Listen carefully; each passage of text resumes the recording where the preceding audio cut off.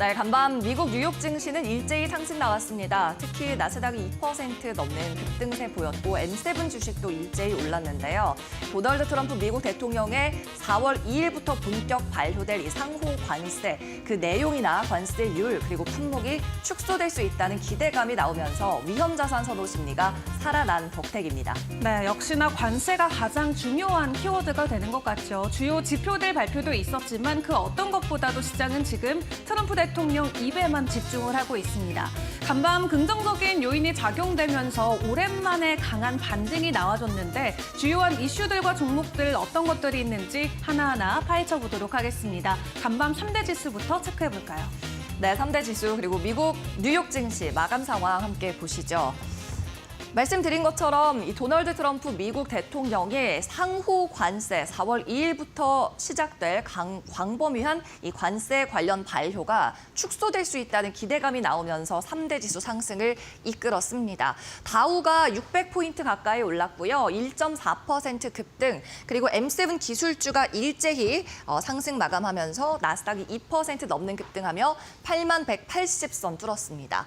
S&P 500도 1.76% 오르는 움직임이었고 특히 간밤 테슬라가 12% 폭등하는 경향을 보여줬어요. 일단 도널드 트럼프 미국 대통령 이 전날에는 유연성이라는 단어가 굉장히 중요하다면서 이 상호 관세 관련해서 말 그대로 유연성을 발휘할 것 같은 움직임 보여줬는데 이후에 월스트리트 저널 같은 이 경제 관련 신문에서 상호 관세 범위 축소하고 있다, 또는 자동차 그리고 반도체 같은 품목은 관세 보류 쪽으로 가닥을 잡고 있다라는 분석 보도를 내놨죠. 그러면서 어제 국내장에서도 관련 주식들이 영향을 받은 모습이었습니다. 그리고 오늘, 그러니까 미국 시간으로 월요일 오후에 실제로 트럼프 대통령의 입에서도 이런 말이 나왔습니다. 상호 관세 시행 관련해서 많은 국가에 예외를 줄 수 있다라고 이야기를 했고요. 기자들과 모인 자리에서 내각회의를 마친 후에 이런 인터뷰를 한 겁니다. 그리고 품목에 관해서는 제약과 자동차를 꼽았고요. 제약 자동차는 그래도 여전히 가까운 미래에 이 상호 관세 적용할 거다라고 이야기를 했습니다. 적용할 거다라는 내용이었지만 결국 따지고 보면 이 말은 4월 2일부터 발효될 상호 관세에서는 빠지게 될 거다라는 걸 암시한 거죠. 즉 1차 관세 발효에서는 제약과 자동차 같은 품목은 일단 빠질 것으로 암시를 해줬고 여기에 따라 미국에서 또 오토메이커, 자동차 제조업체들의 주가가 일제히 상승하는 모습이었습니다. 테슬라의 12% 급등세를 이끈 발언이라는 이야기죠. 여기에 더해서 시장에서는 이 상호 관세 발효가 예상보다 더 타깃 중심으로, 그러니까 목적이 되는 국가나 산업 또는 제품군을 중심으로 축소될 것으로 보고 있는 상황입니다. 그래서 조금 더 타이트하게 특정 제품군과 산업 또는 국가를 대상으로만 상호 관세가 발효될 수 있다는 기대감으로 시장 센티멘트가 상당히 개선되는 움직임이 나타났어요.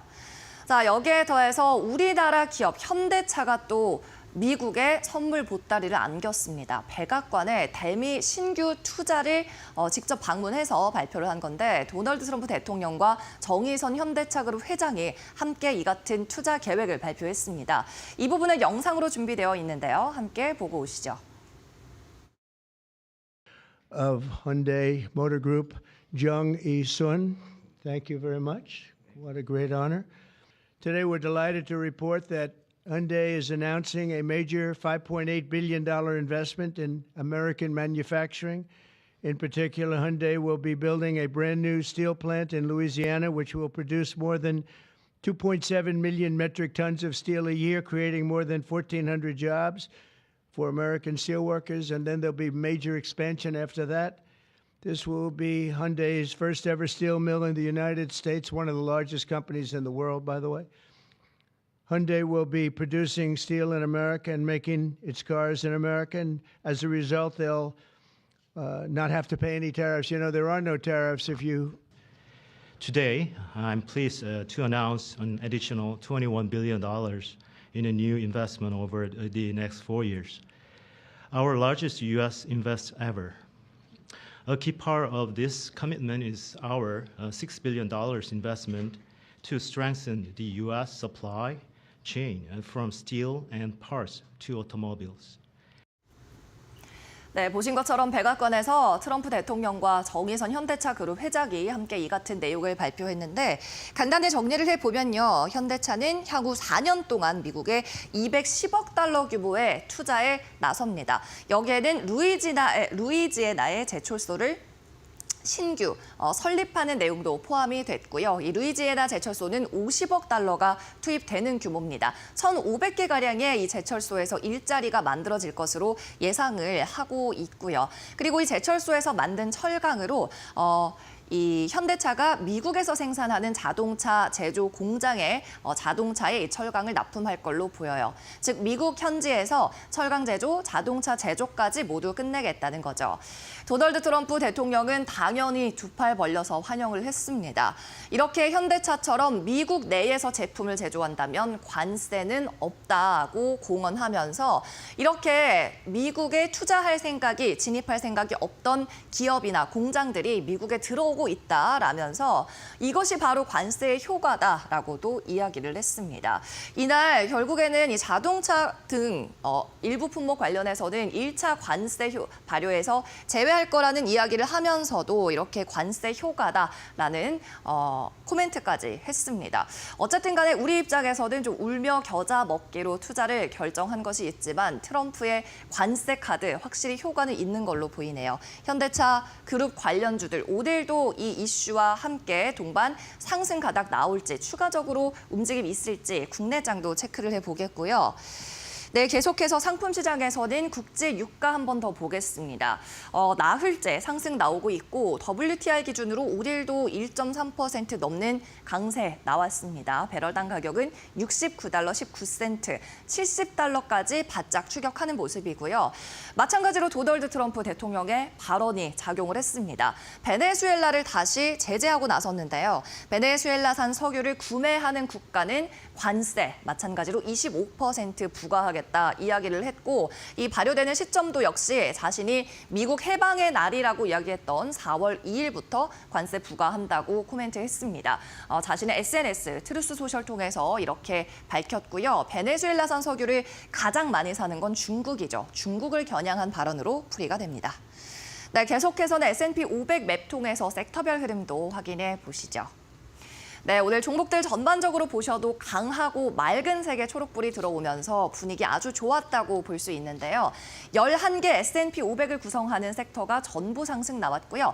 특히 테슬라 같은 경우에는 11.95% 상승, 12% 가까운 두 자릿수 급등으로 마감을 했습니다. 앞서 말씀드렸던 트럼프 대통령의 발언, 자동차 그리고 제약은 1차 관세를 면제해주겠다는 걸 암시하는 발언으로 인해서 오늘 오토메이커 단에서 굉장히 상승이 많이 남았고요. 테슬라 12% 그리고 이 중간에 보시면 GM 그리고 포드도 위치해 있는데 일제히 상승 나왔습니다.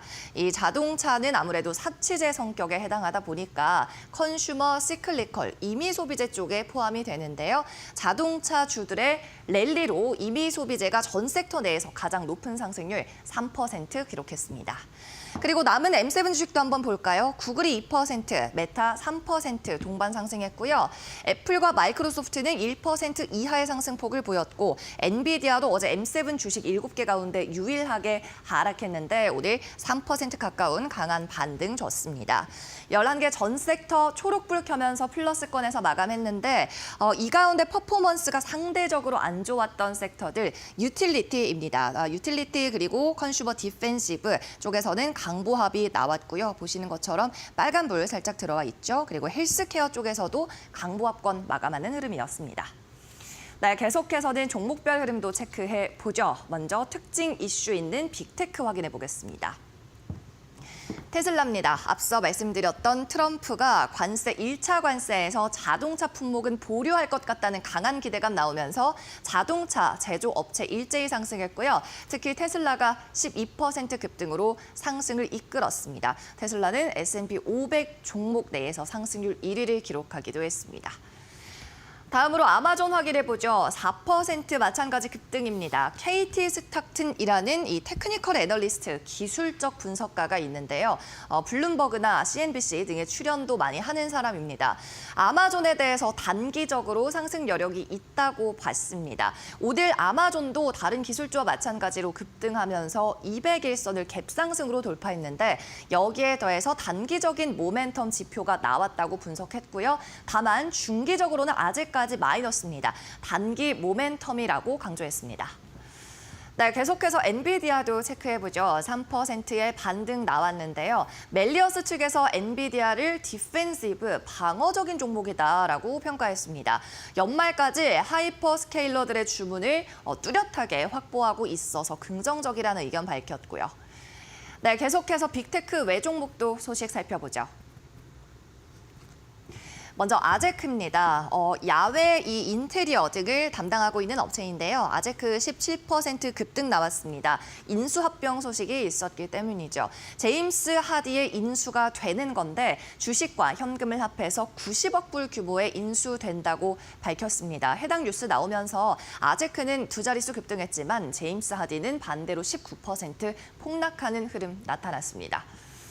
네, 다음은 비자입니다. 미국 대표적인 카드 회사죠. 2% 이상의 상승이 나왔는데요. 코인베이스에서 이 같은 말을 했습니다. 월드 네트워크가 비자와 카드 지갑, 코인 지갑 관련돼서 협의 중이다라고 이야기를 한 겁니다. 월드 네트워크는 오픈 AI의 창업자 샘 올트만이 운영하는 업체인데 이 스테이블 코인 관련해서 코인 지갑, 전자지갑 에 관해 비자와 협의를 하고 있다는 거죠. 이 전자지갑을 실물, 카드에도 연동해서 쓸 수 있도록 협업하는 것으로 예상이 되는 상황. 비자는 2% 넘는 상승 마감했습니다.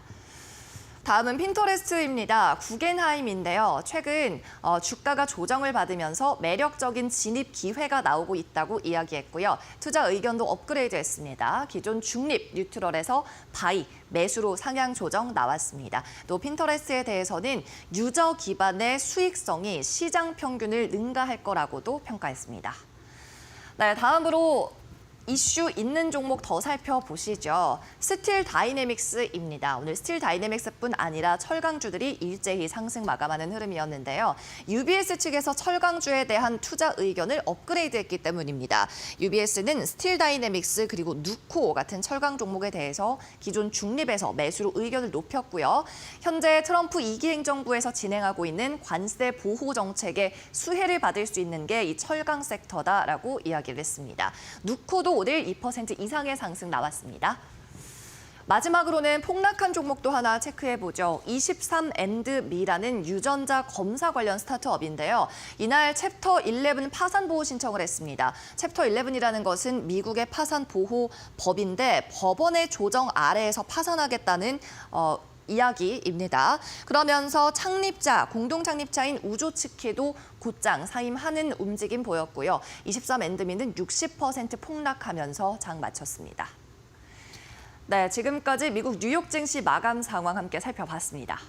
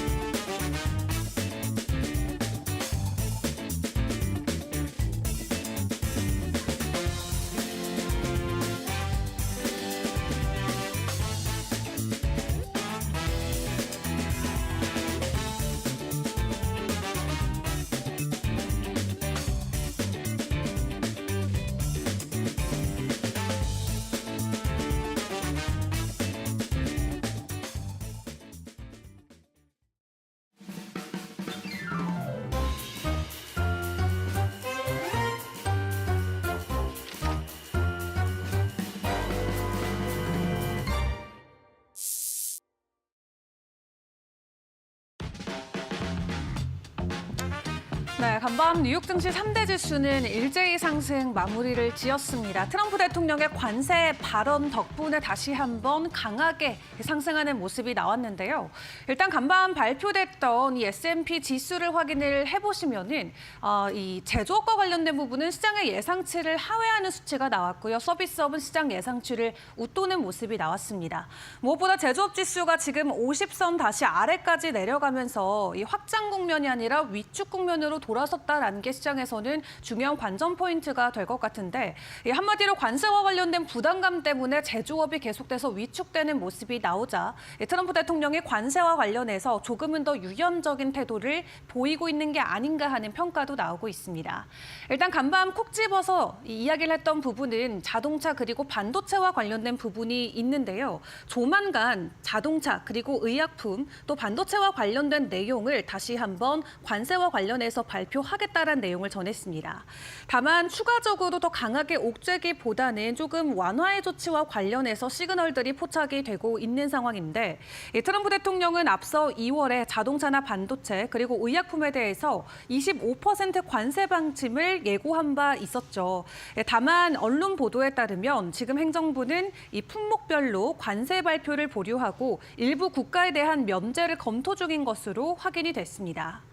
트럼프 대통령은 많은 기업들이 미국으로 이전하고 있고 이들 중 다수는 막대한 일자리를 창출할 것이다라고 이야기를 하면서도 약 4조 달러 규모의 기업들이 복귀하거나 복귀를 검토 중이라고 밝혔는데요. 특히 그 안에서도 이 바이든 행정부의 반도체 지원법을 재앙이다라고 비판하기도 했고 관세의 장점은 기업들이 자발적으로 미국으로 돌아오게 만드는 것이다라고 이야기하면서 관세 정책의 효과를 강조하기도 했습니다. 일단 상호관세 발표 직전에 추가적으로 자동차나 의약품과 관련된 내용이 나올 수 있을지 일단 기대감을 갖고 지켜보시는 것도 좋을 것 같고요. 또 여기에 금리와 관련된 발언도 추가적으로 내놓기도 했는데 연준에게 나는 금리 인하를 요구한다라고 다시 한번 압박의 말을 넣기도 했습니다. 일단 이러한 트럼프 대통령의 발언들을 일제히 주목하면서 3대 지수 그리고 모든 종목들이 긍정적인 상승 마무리를 지어줬는데 다만 유가 쪽은 상당한 부담을 받았습니다. 트럼프 대통령이 베네수엘라의 원유 수입국에게는 25%의 관세를 추가적으로 부과하겠다라고 깜짝 발표를 했기 때문이죠. 일단 베네수엘라산 원유 한국은 수입하고 있지 않습니다. 지난 2003년을 마지막으로 베네수엘라 원유를 수입하고 있지는 않은데 중요한 건 이 국가들로부터 주요 이 수입국인 국가들이 될 것 같은데요. 일단 트럼프 대통령이 베네수엘라와 에너지 거래를 하면은 미국과의 무역에서 25% 관세를 내도록 할 것이다라고 이야기를 하면서 일단 그에 대한 배경으로는 베네수엘라가 의도적이고 기만적인 방법으로 여러 범죄자 수만 명을 비밀리에 보내고 있다라고 이야기를 덧붙였습니다.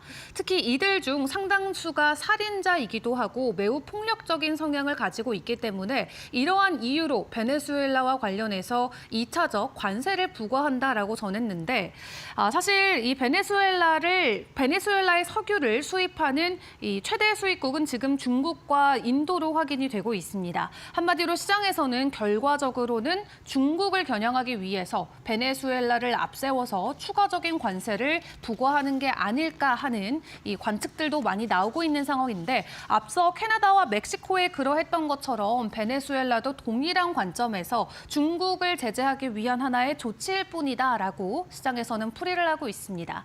일단 간밤 WTI는 해당 소식과 함께 1% 또 반등하는 모습이 나왔는데 추가적인 제재 조치들 또 어떤 것들이 나올지 계속해서 시장의 상황은 체크를 해보시는 게 중요할 것 같습니다. 이렇게 트럼프 대통령은 관세와 관련해서 전 세계 모든 사람들을 긴장시키고 있는 가운데 중국 쪽에서는 각국 기업의 리더들을 모아놓고 여러 가지 이야기들을 이어가고 있습니다. 그중에서도 팀쿡 CEO는 지금 중국에서 스마트폰 시장의 점유율이 하락하고 있는 가운데 현지의 행보를 강화하기 위한 움직임을 보여오고 있는데요.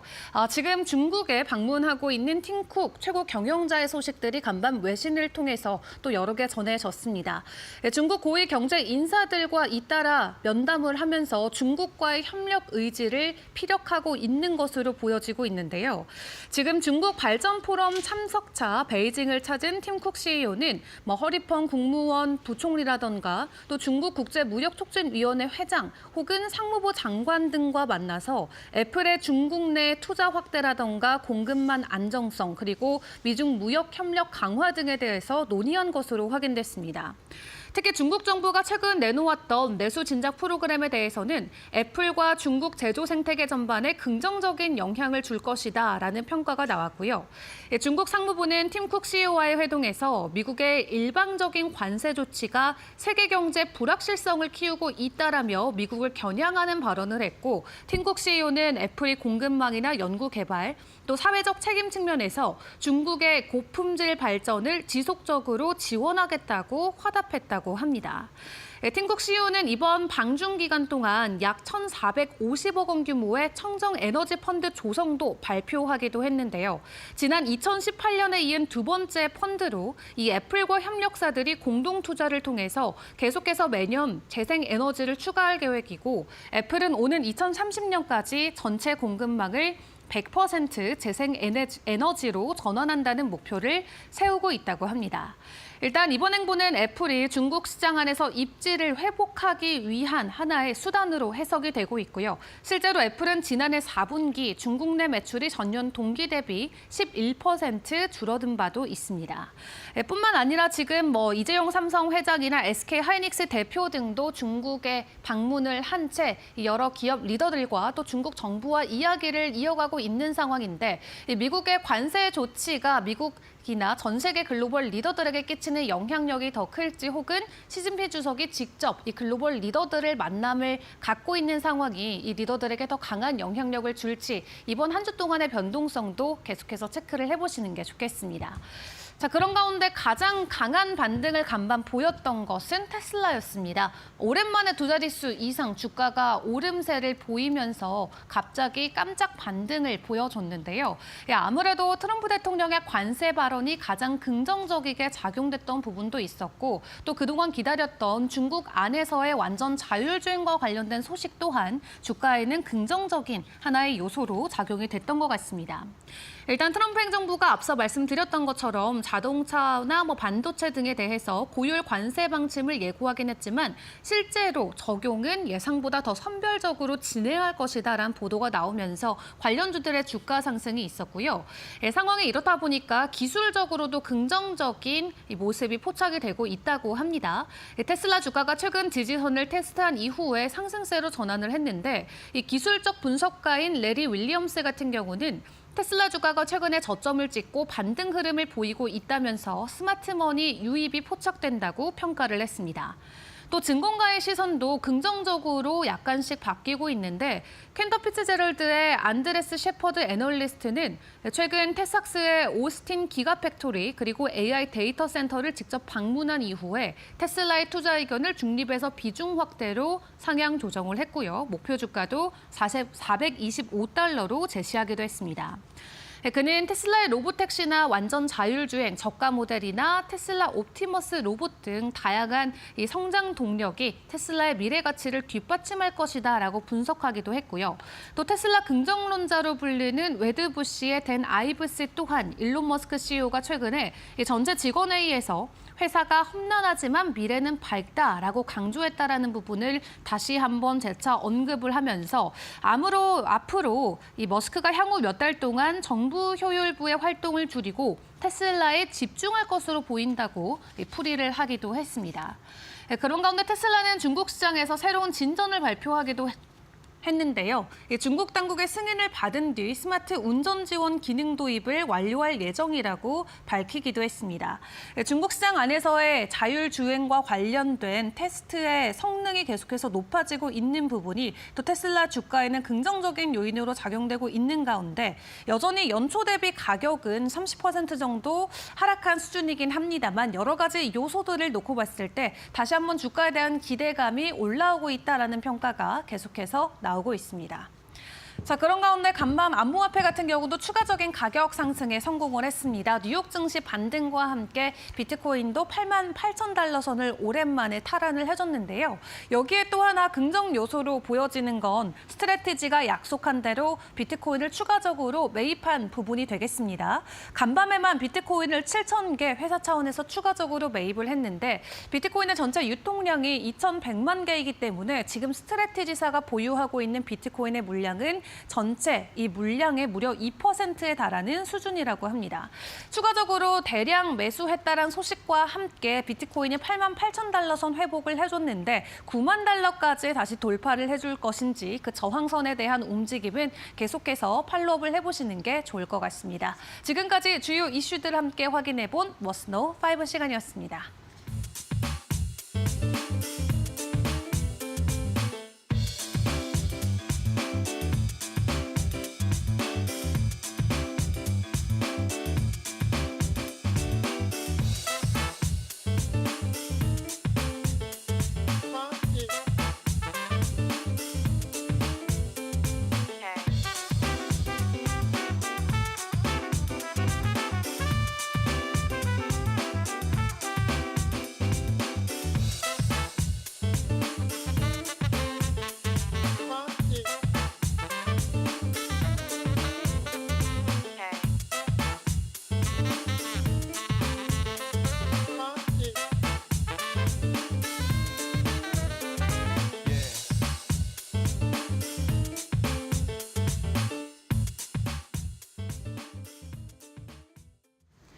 네, 강민정의 사인 시작합니다. 이제 3월의 마지막 주입니다. 즉 4월이 다가오는데요. 4월이 지나서 5월이 되면 주식시장의 가장 유명한 격언인 Sell in May. 5월에는 주식을 팔고 시장을 떠나라 라는 그 5월장이 시작이 됩니다. 그리고 그 전인 4월까지는 기업들의 실적 발표에 대한 기대감 때문에 어느 정도 4월까지는 매수세가 유입이 되죠. 5월부터는 이렇게 시장 하락이 역사적으로 예상이 되기 때문에 만약 4월 시장에서 수익을 보고 싶다면 조금 발빠르게 움직여야 될 것 같은데요. 그런 의미에서 오늘은 5월 Sell in May하고 Go Away 할 수 있는 종목들 좀 미리 살펴보도록 하겠습니다. 먼저 역사적인 주식시장부터 살펴보죠. 역사적으로 5월부터 11월까지 6개월간은 베어마켓 하락장이었습니다. 그리고 11월부터 4월까지는 보통 불마켓 상승장으로 분류가 되죠. 그걸 너무 잘 보여주는 것이 이 왼쪽에 위치한 그래프인데요. 초록색 선과 검정색 선 그리고 빨간색 선이 있습니다. 이 가운데 초록색 선부터 먼저 살펴볼게요. 초록색 선은 불마켓입니다. 즉 상승장이었던 때를 의미합니다. 이 그래프에서 가로축을 보시면 1월부터 2월, 3월 쭉 해서 12월까지 달수를 나타내는 게 가로축이고요. 그리고 세로축을 보시면 S&P 500 지수의 움직임을 나타냅니다. 역사적으로 S&P 500 연말 기준으로 수익률이 났을 때 상승장이었을 때를 기록한 게 이 초록색 선이죠. 초록색 선을 보면 이때는 계절성을 크게 타지 않습니다. 즉 5월부터 11월 사이에도 완만한 상승이 나왔다는 거죠. 즉 수익률이 나는 시장, 추세적으로 강세장의 시장에서는 이 셀린 메이라는 격언이 먹히지 않는다는 겁니다. 그런데 반대로 베어마켓에서는 어떨까요? 연초 대비 연말 수익률이 하락일 때, 즉 하락장 추세일 때를 이야기합니다. 이때 이 5월부터 주식이 떨어진다는 격언이 현실화되는데 5월부터 11월까지 10월 또는 11월 정도 한 6개월에서 5개월 기간입니다. 이때 낙폭이 많이 가팔라졌죠. 그리고 연말에는 우리가 잘 아는 산타랠리가 나오면서 어느 정도 움직임을 좀 고개를 들어주는 움직임 나타났고 1월에서 4월까지는 약보합 또는 조정이 유지되는 정도이었습니다. 하지만 5월장부터는 이렇게 낙폭이 커지면서 베어마켓이 본격화된다는 거죠. 마지막으로 시장 평균선이라고 할 수 있는 검정색 선도 살펴보시면요. 전반적으로 잘 아시다시피 미국 시장 장기적으로는 완만한 우상향 추세를 그리게 됩니다. 자, 이렇게 만약 올해도 이 같은 격언이 맞다면 그리고 특히나 베어마켓이 되는 시장이라면 오는 4월은 상승 추세의 마지막 달이라고 할 수 있습니다. 다가올 베어마켓이 오기 이전에 마지막으로 수익을 낼 수 있는 기회가 될 수도 있다는 거죠. 네, 다음 장 보도록 하겠습니다. 오펜하이머에서는 다가오는 4월에 담을 수 있는 주식들을 여러 개 소개하고 있습니다. 여러 가지 종목을 이야기했지만 그 가운데 더 그럴듯한 종목들, 설득력이 있는 종목들을 몇 개 소개해 보려고 하는데요. 먼저 첫 번째는 코스트코입니다. 코스트코 고물가 속에서도 꾸준하게 찾는 곳이라고 오펜하이머에서는 분석을 하고 있습니다. 특히 지속 가능한 소비가 도출되는 곳이라는 이야기인데 코스트코는 대표적인 불황형 소비를 할 수 있는 업체입니다. 코스트코에 우리가 가면 우리나라도 있기 때문에 아시겠지만 방대한 양, 많은 양을 저가에 싸게 팔지 않습니까? 그렇다 보니까 불황형 소비의 대표적인 모델이라고 할 수 있는데요. 소비자들 입장에서도 싸게 많이 살 수 있다면 물가가 오를 때도 어느 정도 지갑이 방어가 된다는 거죠. 이 같은 불황형 소비 모델을 기반으로 북미 지역에서 성과를 내고 있는데 캐나다 그리고 미국에서 코스트코 멤버십 갱신율이 90%에 육박한다고 합니다.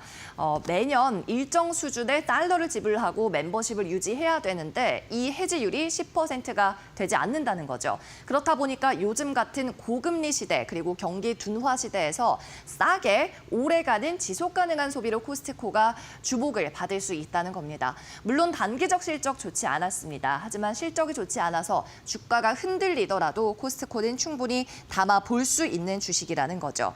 작은 사인은 이겁니다. 주가가 3월에 두 자릿수 하락했습니다. 13% 빠졌지만 증권가 월가의 목표 주가는 여전히 24%나 위에 있다고 하네요. 네, 계속해서 다음 종목도 살펴보겠습니다. 네, 이번에는 쉐이크식입니다. 마찬가지 소비 종목이라고 할 수 있죠. 하지만 식료품이기 때문에 방어적 성격도 어느 정도 가지고 있습니다. 오펜하이머에서 3월에 이 종목이 17%나 하락했다. 그럼에도 불구하고 탑픽 최선호주를 유지했습니다. 쉐이크식 왜냐하면요. 주가는 하락했지만 같은 기간에 매출은 반대로 오르는 성향을 보였습니다. 두 자릿수 주가 하락에도 매출은 두 자릿수 증가가 나온 거죠. 이 같은 매출의 상승을 이끈 건 직영 매장을 19개 오픈했고 그리고 라이선스 매장은 9개 오픈한 점이 매출에 도움을 줬습니다. 오펜하이머 측에서는 이렇게 분석하고 있어요. 신임 경영진의 전략이 주가 상승의 새로운 촉매제다라고요. 그리고 아직까지 활용되지 않은 매출 개선의 여지 그리고 수익 개선의 여지가 있다고 이야기했습니다. 이 신임 경영진이라는 이야기는요. 최근에 쉐이크식 CEO단 경영진이 교체가 됐는데 이들이 내놓고 있는 전략이 맛있는 햄버거에서 돈도 잘 버는 구조로 체질 개선을 하겠다였습니다. 사실 쉐이크쉑은 미국 외식 시장에서 독특한 포지션을 취하고 있었는데요. 맥도날드보다는 비싸지만 파이브가이즈보다는 저렴합니다. 즉 가성비 프리미엄이라는 이 니치 마켓 틈새 시장을 잘 공략한 거죠. 하지만 그동안 이 버거는 맛있고 브랜드는 좋은데 이익이 좀 약하다, 수익성이 약하다는 지적을 받았고 이걸 신임 경영진이 전략적으로 돌파해 나가려고 전략을 모색 중이라는 겁니다. 최근에 소비주 너무 많이 떨어지고 또 위축이 되다 보니까 소비주가 이제 시장에서는 하락할 일만 남았다라는 분위기가 팽배해져 가는 가운데서 쉐이크쉑은 과연 예외 케이스가 될 수 있을지도 지켜봐야 되겠습니다. 네, 계속해서 마지막 종목도 한번 체크해 보시죠. 이번엔 앱너빈인데요. 여러분 잘 아시다시피 모바일 광고 플랫폼 기업입니다. 앱너빈은 어떤 일을 하냐면요. 우리가 애플리케이션을 활용할 때 광고가 뜨잖아요. 게임 앱이나 쇼핑 앱 등을 이용할 때 그 뜨는 맞춤 광고, 이러한 광고를 연결해주는 역할을 하는 기업입니다. AI도 잘 활용하고 있고요. 작년 기억하실지 모르겠지만 앱너빈 주가 폭등이 나왔죠. 300% 넘게, 그러니까 가격이 3배 넘게 뛰었는데 올해만 24% 조정을 받았습니다. 낙폭 과대라는 입장이 오펜하이머의 이야기인데요. 애널리스트 마틴 양은 이렇게 말했습니다. 앱너빈이 규모도 확장하고 있고 또 고객 기반도 확대되고 있기 때문에 이 두 가지 기반을 통해서 제품의 성능도 개선되고 있다라고요. 또 향후 시장 침투율과 점유율도 확장이 가속화되고 있다고 분석했습니다. 지난해 고점 가격 확인해 보니까요. $500가 넘더라고요. 그리고 오늘 종가는 $339입니다. 기술이 탄탄하고 경쟁력이 높은 기업이고 매출도 잘 나오고 있기 때문에 이렇게 낙폭 과대한 조정이 나온 현재는 매수 기회다라는 분석입니다. 네, 이렇게 오늘 세 종목 한번 확인을 해봤습니다. 이 세 종목 찬찬히 살펴봤을 때 달리는 종목, 시장에서 경주마처럼 가고 있는 종목보다는 확신이 적더라도 가능성이 있는 종목에 주목을 하고 있는 것 같습니다. 오는 4월 특이 케이스입니다. 4월 2일부터 당장 트럼프 행정부의 상호 관세가 시작이 되기 때문이죠.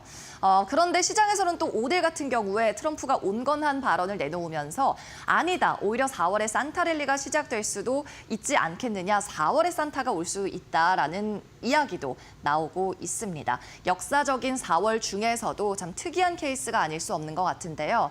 그래서 내일은 또 이 관세 관련해서 관세 리스크를 좀 피할 수 있는 종목을 논의해 보려고 합니다. 5월에는 셀린 메이하고 고어 웨이 시장을 떠날 수 있도록 4월에도 저희 사인이 나오는 종목 바로바로 알려드리겠습니다. 네, 지금까지 강민정의 사인이었습니다.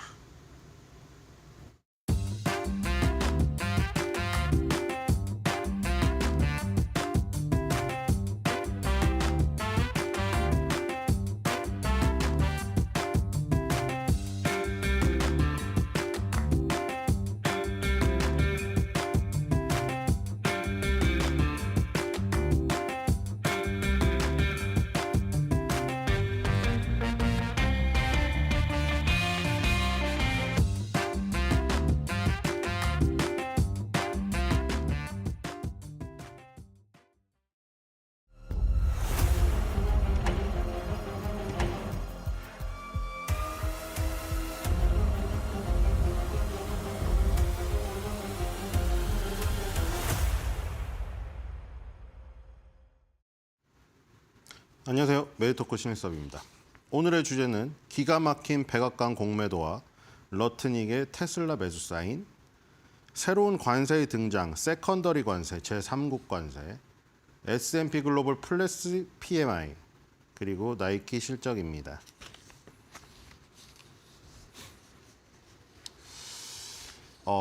정말로 모르겠습니다. 정말로 공매도를 했을까요? 자, 지금 사실 저기도 있죠. 지금 트럼프를 가장 싫어하는 민주당의 그 상원 의원 중에 가장 짬밥이 오래됐다는, 그렇죠? 그 여성 의원도 굉장히 기가 막히게 주식 투자를 잘한다. 그래가지고 약간 비아냥되는 건가 이게? 그래서 그 주식을 어떤 주식에 투자했는가 막 추적하는 추적기도 있거든요. 어떻게 저렇게, 그러니까 약간 민주당의 상원 의원들이 맨날 정의를 부르짖으면서 굉장히 저런 정보를 어디서 얻었는지 기가 막힌 타이밍에 주식 투자를 해가지고 이게 국회의원이라고 저긴 없죠. 자산 증식하는 자유가 없는 건 아니지만 그 어떤 중요한 어떤 이 의회의 직책을 맡다 보면은 이해 충돌이 생길 수가 있잖아요. 그래서 대부분 그런 과정 속에서는 그런 주식 투자를 잘한다는 것이 당연히 투자자로서나 이런 지금 상황이라면 자연인이라면은 굉장히 좀 추앙을 받고 칭찬을 받겠지만 그 위치가 있잖아요. 그렇기 때문에 그게 오히려 칭찬이 아닌 것인데 어쨌든 그런 이중적인 모습 때문에 공화당 사람들이 싫어하는 것도 있는데, 자, 이번에는 이제 백악관에서 다우지수의 숏 공매도, 그러니까 숏 포지션 반대로 이제 파는 포지션이라던가 공매도, 빈 공짜죠. 주식이 없는데 매도를 친 다음에 빌려서 갚는 이런 지금 빌려서, 그러니까 주식이 없어요, 손에. 빈 손인데 주식을 빌려서 판 다음에 그걸 되갚는 거예요. 되갚아야 되는데 이 공매도를 한 사람이 없는 게 확실하냐고 물어봤어요. 근데 이게 캐롤라인 레빗은 당연히 그냥 당연히 웃으면서 내쳐버렸죠. 근데 하도 지금 주식이 떨어지니까 그 얘기 한 거예요. 그러니까 그 연장선상이에요. 계속 테슬라 쭉 이제 늘어놓고 머스크 기 살려주려고 그 현장에서도 지금 대통령님 지금 계속 주식시장이 폭락하고 있는데 어떡합니까? 그리고 캐롤라인 레빗 대변인한테도 맨날 물어보잖아요. 지금 주식시장이 출렁이는데 이거 언제까지 기다려야 되냐고. 우리가 관세에 대한 피해를 우리나라 주식 투자자 분들이 보고 있다. 미국 사람 입장에서. 캐롤라인 레빗은 그게 스냅샷에 한 찰나의 순간이라고는 하지만 만약에 그 스냅샷이 나중에 이제 폭락을 했는데 지금 현재의 스냅샷이 굉장히 고점이었다. 그러면 또 이제 논란이 되겠죠. 물론 그때 가서야 이제 트럼프처럼 오르락 내리락 하는 게 주가다 이렇게 얘기를 해버리겠죠. 근데 어쨌든 다우지수에 숏친 사람 없는 게 확실합니까? 하는 질문까지 나왔어요, 지금. 주가가 너무 빠져가지고. 뒤로 가보겠습니다. 당연히 캐롤라인 레빗은 네 그렇다고 생각하지 않습니다 하고 짧게 넘기고 그렇죠? 바로 자기가 답변을 하기 싫은 거를 질문하거나 그러면은 바로 다음 사람에게 넘겨버립니다. 그렇죠? 저번에도 자기한테 무슨 관세가 수입업자한테 부과되는 거 아냐고 관세 내본 적 있냐고 이렇게 도발하니까 내 경제적 지식을 당신이 뭔데 평가를 하고 마치 가르치는 선생님의 태도다 하면서 AP통신 기자한테 질문한 거를 후회한다고 하면서 바로 그냥 차단하고 눈빛 바꿔서 다른 사람한테 질문해버리죠. 그렇죠? 뒤로 가보겠습니다. 자, 그리고 이제 또 새로운 관세가 또 등장했습니다. 자, 이제 관세가 도대체 몇 개인가요? 자, 이제 4월 2일 날, 4월 1일은 만우절이기 때문에, 그래서 제가 그래가지고 그 만우절을 그 기념은 아니고 만우절이니까 거짓말하는 어떤 그런 재미있는 뭐 저기도 하잖아요. 밈도 하잖아요. 그래서 그때 그냥 제가 우스갯소리로 하도 트럼프가 파월 의장 자리를 뭐 약간 원하는 것처럼 보이니까 하루 바꿔서 해보는 게 어떻겠느냐. 뭐 하진 않겠죠. 그럼 재밌을 것 같지 않아요? FRB 의장 하루 트럼프 보고 해보라고 하고 파월 의장은 하지도 않겠지만 대통령하고 바꿔서 했으면 좋겠다고. 근데 어쨌든 만우절을 지나서 4월 2일부터는 상호 관세가 발효가 됩니다. 그래서 이제 뭐 또 바뀔지도 모르겠어요. 이걸 계속 바뀌는 거에 대해서도 또 질문했죠. 대통령님 왜 자꾸 이렇게 바뀝니까? 그랬더니 그거는 뭐라고 했어요? 그거는 굉장히 유연성이다. 유연성이다. 플렉서블리티인가 막 이렇게 했어요. 이건 유연한 거지 내 정책이 오르락가락하는 게 아니다. 대신에 4월 2일 날 딱 시작해버리면은 픽스된다. 그렇게 지금 계속 얘기했어요. 왜냐면 그 전에 지금 한 달 동안의 기간이 지금 계속 캐나다, 멕시코 하면서 주고받으면서 뭐 면제를 해줬다가 유예를 해줬다가 다시 부과한다고 했다가 뭐 난리를 쳤잖아요, 지금. 그러다 보니까 기자가 왜 자꾸 이게 혼동을 줍니까 했더니 그거는 유연성일 뿐이다. 내 정책은 일관적이다. 그 얘기를 한 거죠. 그리고 다 지금 행정부가 전부 다 궤를 같이 하고 있어요. 당연히 트럼프의 입인 캐롤라인 레빗은 똑같이 얘기하고 있죠. 이 관세가 지금 현재 국민들한테 당장 힘든 것 같지만 결국에는 소득세 감세 요걸로 지금 관세로 그거를 커버하는 걸로 간다. 그리고 러트니 상무장관도 맨날 하는 얘기가 그거잖아요. 예전 제가 그 캐시우드 자료 보여드렸죠. 캐시우드가 한 얘기랑 똑같습니다. 캐시우드가 자기 그 유튜브에 아크 인베스트먼트 유튜브에다가 올리잖아요. 비전 쭉 올리면서 그 차트를 보여줬잖아요. 옛날에 미국이 다른 나라랑 교육 전혀 안 할 때는 다 소득세였어요. 소득세. 그러다가 무역을 지금 하고 나면은 다 관세로 받아들였는데 이제 그것들이 이제 다시 이제 관세를 이제 부과를 하면서 관세랑 소득세랑 균형을 맞추는 지점이라 이거죠. 다시 소득세를 깎고 관세를 늘리겠다. 뭐 이런 얘기를 하고 있고 어쨌든 관세라는 게 아름다운 단어라는 트럼프의 얘기와 러트니 상무장관, 캐롤라인 레빗 전부 다 일치하고 있습니다. 관세란 게 당장 소비자한테 부메랑으로 돌아올지 모르지만 우리가 꿈꾸는 거는 다 소비자들, 국민들 위한 거다. 이렇게 얘기하고 있어요. 그래서 이제 4월 1일 날 상호 관세가 딱 부과가 되는데 이번에는 제3국 관세가 또 나왔어요. 이건 뭐냐면은 그 어떤 나라에 관세를 부과하는데 그 나라의 물건을 이용하는 너네도 관세를 부과하겠다 이거거든요. 그러니까 한 명을 찍어놓고 이 나쁜 놈하고 만약 거래를 하면 너네한테도 관세 부과하겠다. 그 국가가 베네수엘라가 찍혔어요 지금. 왜냐하면 그 엘살바도르에 200명인가 보낸 거 사건이 있었잖아요 지금. 뭐 일부 그 가족들은 아니 그 무슨 부모님 기리기 위해서 타투했다가 잡혀갔다. 뭐 이렇게 주장하고 있어요 지금. 부모님이 돌아가셔서 부모님 얼굴을 새겨놨는데 문신했다고 지금 잡아가서 엘살바도르에서 머리 깎여서 지금 잡혀갔대요. 근데 뭐 물론 캐롤라인 레빗이나 백악관에서는 우리 정보기관을 믿으라고 지금 하고 있는데 어쨌든 간에 200명을 보내버렸잖아요. 80억인가 주고. 근데 거기에 이제 갱단이 대부분 베네수엘라 출신이라는 거예요. 그래서 이제 베네수엘라에서 석유나 가스를 수입하는 모든 국가는 미국과의 모든 교육 과정에서 25% 관세를 내야 된대요. 그러니까 베네수엘라뿐만 아니라 베네수엘라의 석유가스를 수입하는 제3국도 다 25%를 부과하겠다는 거예요, 이거. 그러니까 지금 이게 이렇게 되면은 관세가 여러 개가 중첩될 수가 있어요. 예를 들어서 여기서 일단 베네수엘라를 치고 들어갔는데 베네수엘라는 수많은 범죄자를 미국에 위장 송환했고 대부분 살인자에다가 폭력적인 성향을 가진 범죄자들이다. 그런데 이게 결국 중국을 타깃으로 한다. 는 얘기가 다 있습니다. 왜냐하면 베네수엘라의 원유를 대표적으로 수입하는 나라가 바로 중국이고, 중국이 뭐 펜타닐의 원료를 도입시켜가지고 우리나라 미국 사람들 다 휘청휘청하게 만든다. 그래서 20% 추가 관세를 부과했잖아요. 10% 플러스 10%. 근데 거기다가 베네수엘라 원유를 수입하면 중국은 25%를 또 맞게 돼요. 그럼 이제 4월 2일부터 얘네는 45% 관세를 맞게 됩니다. 중국은.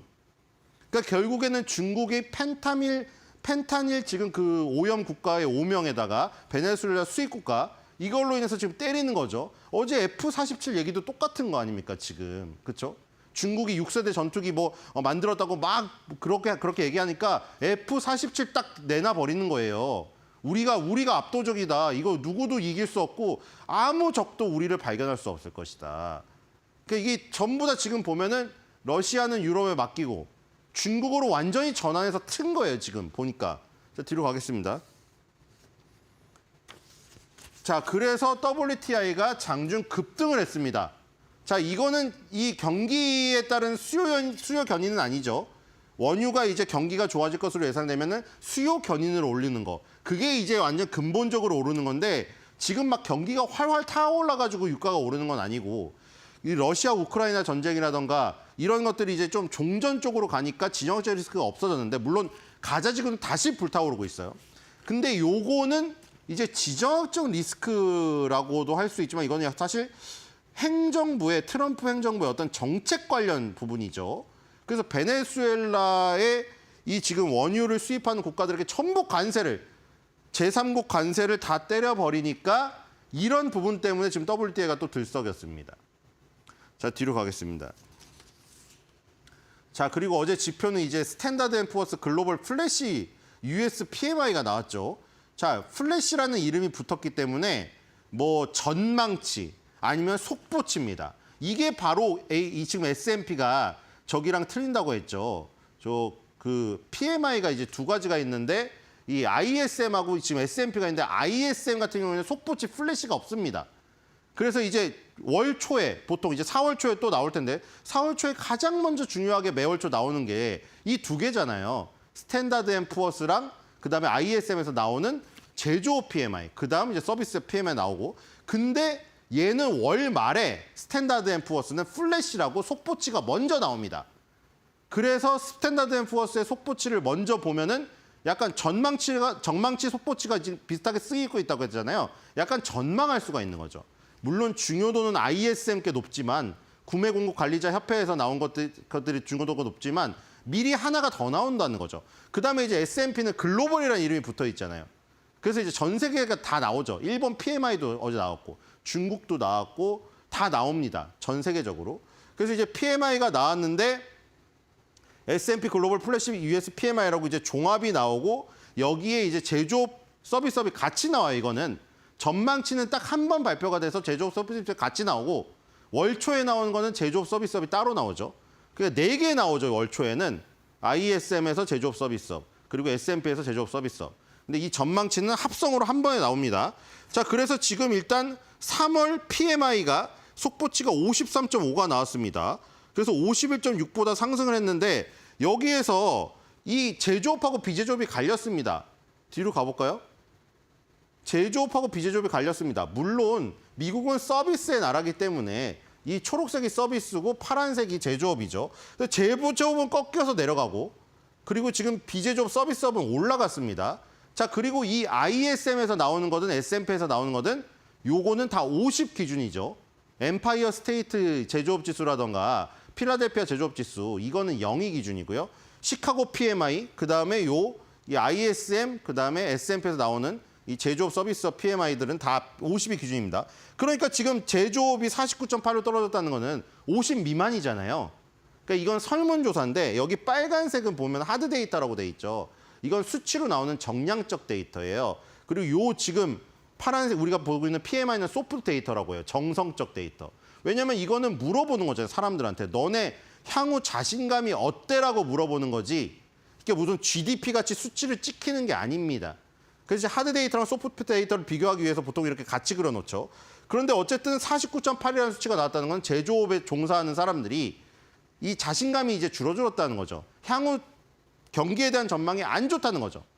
그리고 지금 서비스업은 54.3으로 치솟았습니다. 50 이상이었긴 했는데 52 밑에 있다가 54.3으로 치솟았어요. 그래서 여기서 이제 우리가 느낄 수 있는 거는 물론 서비스업이 중요하지만 이 지금 제조업이 살아나고 있었는데 그렇죠? 살아나고 있다가 다시 꺾여버리는 수치가 나왔다는 거죠. 물론 이거는 속보치 전망치기 때문에 며칠 후에 4월 초에 나오는 실제 이제 S&P PMI 그리고 더욱더 중요한 ISM PMI에 나오는 제조업 부분을 참조를 해서 다시 이제 해봐야겠죠. 근데 어쨌든 지금 전망치에서 제조업이 안 좋게 나왔다. 이런 부분이 하나 있다는 것이고요. 뒤로 가보겠습니다.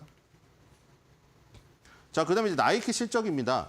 자, 작년 말에 빌 에크먼, 리틀 버핏이라고 불리는 그쵸? 워렌 버핏이 만약에 그 뭐 작고를 하신다면은 지금 가장 리틀 버핏이라고 그동안 이름이 오래 불렸던 빌 에크먼이죠. 주주총회에도 항상 참여해서 질문을 많이 던졌던 분이고.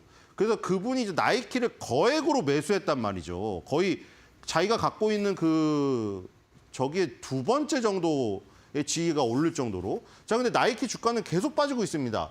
자, 지금 매출을 보니까 이건 지난주에 나온 겁니다. 마이너스 9%가 났어요. 11.3 빌리언 달러. 그리고 이제 순이익이 마이너스 32%가 나옵니다. 그래서 EPS를 했더니 당연히 마이너스 30% 나오고 0.54달러예요. 그리고 그로스 프로핏이 마이너스 16% 나왔습니다. 자, 이 차지하고 있는 게 당연히 신발이 압도적이죠. 신발이 압도적이고 의류가 있습니다.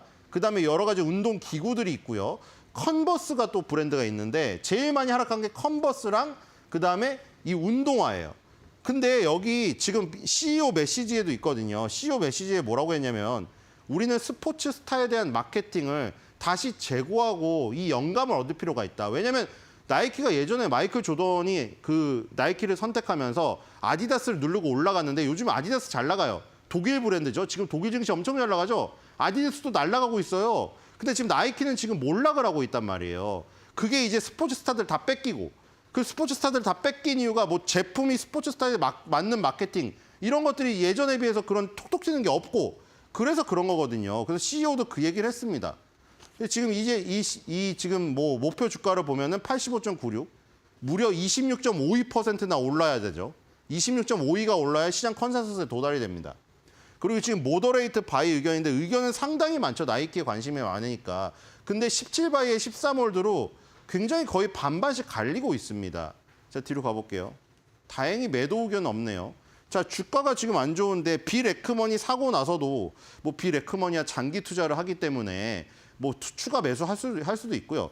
근데 사자마자 떨어지면은 그 사람도 기분이 좋을 수만은 없을 것 같아요. 어쨌든 2025년도 들어서도 지금 계속 빠지고 있거든요. 약간 반등하다가 다시 빠지고 있어요. 주봉, 월봉 보고 마무리하겠습니다. 그리고 참고로 얘기 드리면 아까 중국 관세 있죠. 나이키의 그 신발들 다 어디서 만들고 있죠? 중국에서. 그렇죠? 그 피해가 있어요. 자, 그리고 지금 계속 쭉 내려오고 있고요. 지금 월봉으로 보면은 여기 지금 딱 닿아 있습니다. 200개월선까지 왔죠. 200개월선 이탈하면 지금 2013년부터 보세요. 2013년부터 200개월선 이탈한 적은 단 한 번도 없거든요. 이거 이탈하면 비즈니스 모델 깨지는 겁니다. 저긴 이탈하면 안 돼요. 자, 오늘의 한 줄 매도평입니다. 자, 뭐 백악관에서도 부인을 했고 러트닉도 이해 상출 그 저기 방지 조항 때문에 그렇게 뭐 함부로 계속 말하기는 어려운데 정말 신기하게도 제대로 맞아 떨어졌어요. 테슬라 주주분들 어제 환호 지르셨죠. 자, 그래서 백악관, 러트닉 이게 바로 살아있는 인간 지표다.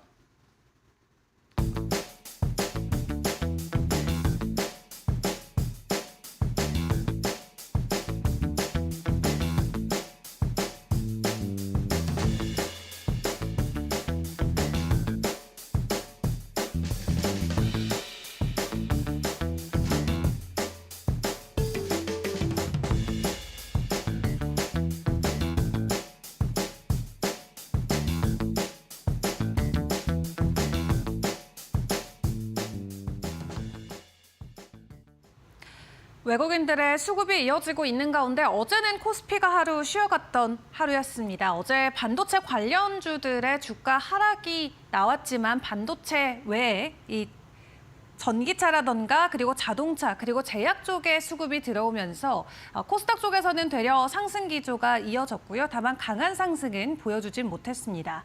트럼프 관세와 관련해서 여러 가지 경계감들이 시장에 있는 상황이긴 합니다만 간밤 새벽에 쏟아진 여러 가지 이슈들로 오늘은 또 긍정적인 흐름을 보여주지 않을까 생각이 드는데요.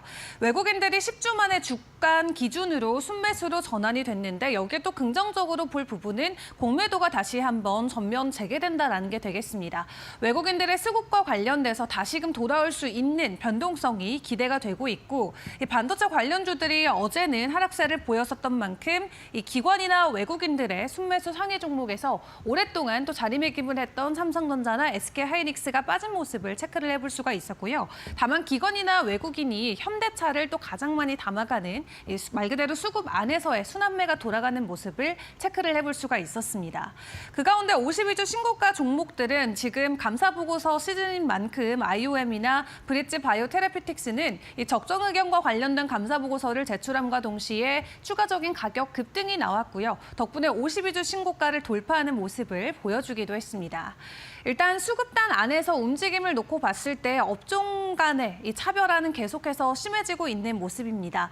이 업황 안에서 지금까지 반도체가 약간은 주도주 역할을 해줬다면 어제는 자동차 관련주들의 주가 상승이 시장 안에서는 가장 좀 주목해 볼만 했었죠. 이 현대차가 지금 미국에서 누적 판매량이 올해 3천만 대를 돌파할 것이다라는 전망이 나오면서 긍정적인 매출에 대한 인식뿐만 아니라 저평가 상태에서의 충분히 매력적인 이 구간이다라는 부분까지도 같이 부각이 됐습니다. 특히 이 금융가에서는 지금 대형주들의 주가 변동성이 크게 나오지 않을 때 되려 중소형주가 더 선방해주는 모습들이 있기 때문에 부품주 위주로의 가격 상승을 기대해봐도 좋겠다라는 의견들도 나왔고요. 앞서 말씀을 드렸던 것처럼 공매도와 관련해서 일단 저 PBR 구간에 많이 들어가 있는 자동차 관련주들로 외국인들의 수급이 들어올 수 있다라는 것도 기대해봐도 좋겠다는 코멘트들도 많이 나왔습니다. 일단 어제장에서 모티브링크가 13%대 올랐고요. 화신도 11%, 그리고 현대차 자체도 4% 가까이 올랐는데 모두 현대차 쪽으로 협력을 하고 있는 협력 업체이기 때문에 현대차 관련해서 이 협력 업체라던가 현대 그룹주들의 주가 상승이 연일 나올 수 있다라는 점 체크를 해보시는 게 중요할 것 같습니다. 현대차 같은 경우도 어제장에서 3.9% 올랐지만 넥스트레이드 거래소에서 4% 넘게 추가 상승하는 모습이 나오기도 했고요. 오늘 또 추가적으로 현대그룹주와 관련된 소식들이 전해져 왔기 때문에 변동성에는 계속해서 주목을 해보시는 게 좋겠습니다. 자, 그런 가운데 HLB그룹주는 FDA로부터 다시 한번 승인 거절이 나오고 나서 그룹주들이 일제히 하한가에 직행을 했다가 어제는 좀 반등하는 모습이 재차 나왔습니다. HLB제약이 24%대 상승을 보였는데 일단 5월에 다시 한번 재도전한다라는 소식이 전해졌고요. 이렇게 도전을 하고 계속해서 승인 거부가 지금 몇 년째 반복이 되고 있는데 그럴 때마다 주가의 변동성이 급심하게 나오고 있다는 점은 꼭 주의를 해보시는 게 좋겠습니다. 자, 해운주 안에서 어제 STX 그린로직스가 상한가 안착을 했습니다. 미국이 중국 선박에 대해서 수수료를 부과하겠다라는 내용을 지난달에 전해왔었는데 해당 소식에 대한 여파로 국내 관련주들의 수혜 기대감이 계속해서 올라오면서 추가적인 상승 흐름을 보여주고 있고요. 미국 같은 경우는 중국 선사 선박에는 15억 원을 그리고 중국산 선박에는 22억 원을 부과하는 내용을 법제화시키려고 준비를 하고 있습니다. 해당 부분이 최종적으로 이 승인이 될 경우 국내 해운사들에게 추가적인 상승의 호재가 될 수 있다는 점도 같이 기억을 해보시죠. 자, 그럼 오늘 우리가 개장하기 전에 꼭 확인해 볼 이슈들 어떤 것들이 있을까요? 어제 시간에서 상한가 직행했던 이슈와 종목부터 체크를 해보도록 하겠습니다. 먼저 신데카 바이오 같은 경우는 이 새로운 기량제 개발 계약 체결을 했다는 소식과 함께 시간 외에서 수급이 쏠렸고요. 그리고 ICH 같은 경우도 반도체용 단열 소재를 개발했다는 소식과 함께 시간 외에서 상한가 안착을 했습니다. 오늘 이 두 종목의 변동성도 같이 지켜보시죠. 그리고 인물별 이슈로 좀 간밤 있었던 주요 소식들 점검을 해보도록 하겠습니다. 먼저 이재용 회장의 소식인데요. 그 전날에는 샤오미를 방문했다라는 소식을 제가 이 시간을 통해서 전해드린 바가 있었는데 어제는 비아디의 선전 본사를 방문했다고 합니다. 자동차 전장 산업 분야와 관련해서 계속해서 사업 기회를 모색하는 시작하는 것으로 풀이를 해볼 수가 있겠는데 일단 오는 28일에 시진핑 주석을 직접적으로 만날 수 있을지 없을지 이 부분에 시장이 좀 주목을 하고 있습니다. 참석 여부가 최종적으로 확정된 것은 아니기 때문에 일단은 좀 관심을 갖고 지켜보셔도 좋을 것 같고요. 그리고 정의선 회장 소식도 간밤에 가장 큰 이슈로 우리가 생각을 해볼 수가 있겠습니다. 4년 동안 미국에 30조 원 넘게 투자한다라는 깜짝 발표를 내놨습니다. 그 안에서 크게 4가지 부분으로 나눠서 체크를 해볼 수가 있겠는데요. 자동차 생산 쪽에 86억 원으로 가장 많이 투자를 하게 되고 그리고 철강 쪽에 61억 달러, 그리고 미래산업이나 에너지 부분이 63억 달러가 된다고 합니다. 여러 가지 분야를 놓고 지금 미국의 대규모 투자를 진행하겠다라는 내용을 발표를 했는데 4월 2일부터 본격화되는 상호관세 발표를 앞두고 현지화에 굉장히 속도를 붙이고 있는 상황이고요. 상황이 이렇다 보니까 조지아주 공장 같은 경우는 이제 생산 역량이 연간 120만 대까지 증설을 될 예정이라고 합니다. 뿐만 아니라 철강 같은 경우도 미국에서 직접 생산을 해서 가격 경쟁력도 강화시키겠다라고 이야기를 했는데 어제도 자동차 부품주들의 주가 상승이 있었지만 이 발표 소식 이후로 현대그룹주들은 추가적인 탄력을 이번 주 내내 받아갈 수 있지 않을까 하는 기대감이 나오고 있습니다. 부품주 안에서도 현대모비스나 SL, 화신 등의 종목들을 주목을 해보시는 게 중요할 것 같고 일단 자동차 관련주들에게 가장 큰 악재는 바로 관세였는데 트럼프 대통령이 해당 발표 이후에 현대차는 관세 없다라고 직접 발언을 했던 만큼 오늘 해당 기대감이 주가에 어떻게 반영될지 그룹주 전반적으로 주가는 지켜보시는 게 좋겠습니다. 자, 그리고 마지막 세 번째 인물은 알래스카 주지사입니다. 오늘부터 한국 일정 본격적으로 시작을 하는데요. 추가적으로 일정을 하루 늘려서 26일까지 머무를 예정이라고 합니다. 정부 차원의 만남뿐만 아니라 우리나라 기업의 총수들과도 만남을 이어갈 예정이라고 하는데 SK나 포스코, 하나 등과 개별 면담을 추진한다라고 합니다. 추가적으로 소식이 전해질 수 있을지 어제도 관련주들의 주가 상승이 나왔습니다만 오늘도 다시 한번 가격 변동성이 나올지 같이 기다려보시죠. 자, 마지막으로 글로벌 이슈와 일정들도 점검을 해보겠습니다. 일단 간밤 트럼프 대통령의 발언부터 체크를 해봐야겠죠. 이 금리 인하와 관련해서 다시 한번 연준을 압박하는 발언을 내놓기도 했고요. 그리고 관세와 관련된 부분이 가장 중요한 이슈가 될 것 같은데 자동차나 의약품과 같은 품목별 관세를 가까운 미래에 발표를 하는데 상호 관세와 따로 분리해서 가져갈 가능성이 상당히 커 보입니다. 자국 기업들을 보호하기 위해서 결론적으로는 약간 완화의 조치를 보여주지 않을까 하는 기대감이 있고요. 덕분에 간밤 미국 증시에서 테슬라도 11%나 급등한 모습이 나왔기 때문에 오늘 자동차 관련주들 확실히 주목을 해보시는 게 중요할 것 같습니다. 그리고 베네수엘라와 관련해서 이 베네수엘라산 석유를 사는 나라들에게 25%의 관세를 부과한다라는 내용을 또 갑작스럽게 발표를 했습니다. 다행인 건 우리나라 같은 경우는 지난 2003년 수입이 마지막이기 때문에 어떤 영향은 없을 것으로 보여지고요. 다만 베네수엘라산 석유를 사는 국가 중에 가장 큰 주요 수입국이 중국과 인도로 확인이 되고 있죠. 결론적으로는 또 중국을 제재하기 위한 움직임이었다라고 시장은 풀이를 하고 있습니다. 그리고 중국 같은 경우는 철강과 관련된 내용을 최근 업데이트를 진행을 했습니다. 중국의 철강 기업들이 지금 생산을 감축한다라고 하는데 중국산 철강에 대해서 관세가 계속해서 높아지고 있기 때문에 사줄 나라가 없는데 무작정 찍어내는 것도 이 생산 국가 차원에선 부담이 되겠죠. 때문에 일 기준으로 10% 생산 감축에 들어간다라고 하는데 해당 소식이 국내 철강주들에게는 나름의 호재로 작용될 수 있을지도 지켜보시는 게 좋겠고요. 중국의 철강 생산량 그래도 나름 연마다 계속해서 감소하는 모습은 보입니다. 지난 20년에는 10억 톤이 넘었었는데 24년에는 약간은 줄어든 모습이 나오면서 연간 기준으로 5% 정도 감소세가 나왔다라는데 해당 수치가 국내 철강주들에게는 어느 정도로 힘이 되어줄 수 있을지 오늘 내용 지켜보시고요. 마지막으로는 전쟁과 관련된 이슈도 업데이트를 드리겠습니다. 미국과 러시아가 휴전안과 관련된 회담을 무려 12시간 동안 진행을 했다고 하는데요. 일단 휴전한다라는 내용이 오늘 전해지진 않았지만 내일 양국의 공동 성명을 통해서 직접 발표에 나선다고 합니다. 종전이나 휴전에 대한 내용이 발표가 된다면 국내에서 재건 관련주들의 주가 상승이 다시 한번 기대감으로 나올 수도 있겠습니다. 자, 그리고 주요 일정도 체크해 보겠습니다. 간밤 미국에서 이 제조업 지표 발표가 됐는데 시장 예상치를 하회했습니다. 그리고 확장 국면도 밑도는 49.8이라는 수치가 나왔는데 미국에서 제조업이 계속돼서 위축되고 있다는 시그널이 나오고 있기 때문에 트럼프 대통령이 자동차라던가 혹은 뭐 반도체, 의약품과 관련된 제조업 기반의 어떤 조치들을 많이 풀어주지 않나라고 생각을 해볼 수가 있겠고요. 그리고 이 보아우 포럼이 또 오늘부터 본격적으로 개최가 되는데 아시아권의 다보스 포럼으로 불리는 만큼 글로벌 리더들과 어떤 내용들을 서로 주고받을지 시장에서는 빠르게 좀 가격을 반영할 수 있다는 거 기억을 해보시는 게 좋겠습니다.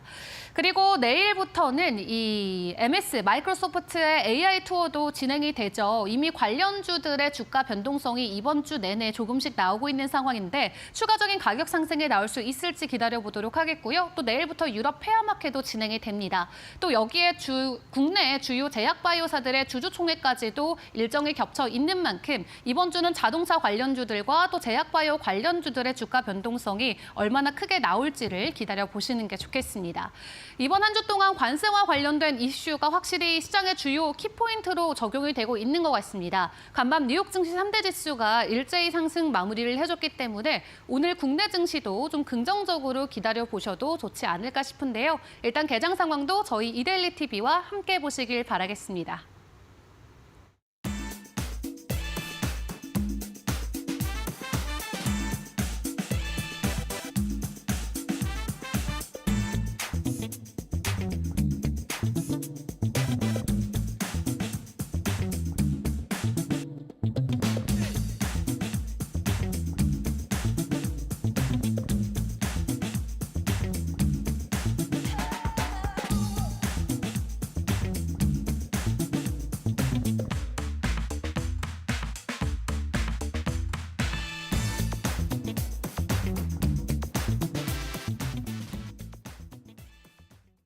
네, 간밤 뉴욕 3대 지수 마감 상황 확인해 보겠습니다.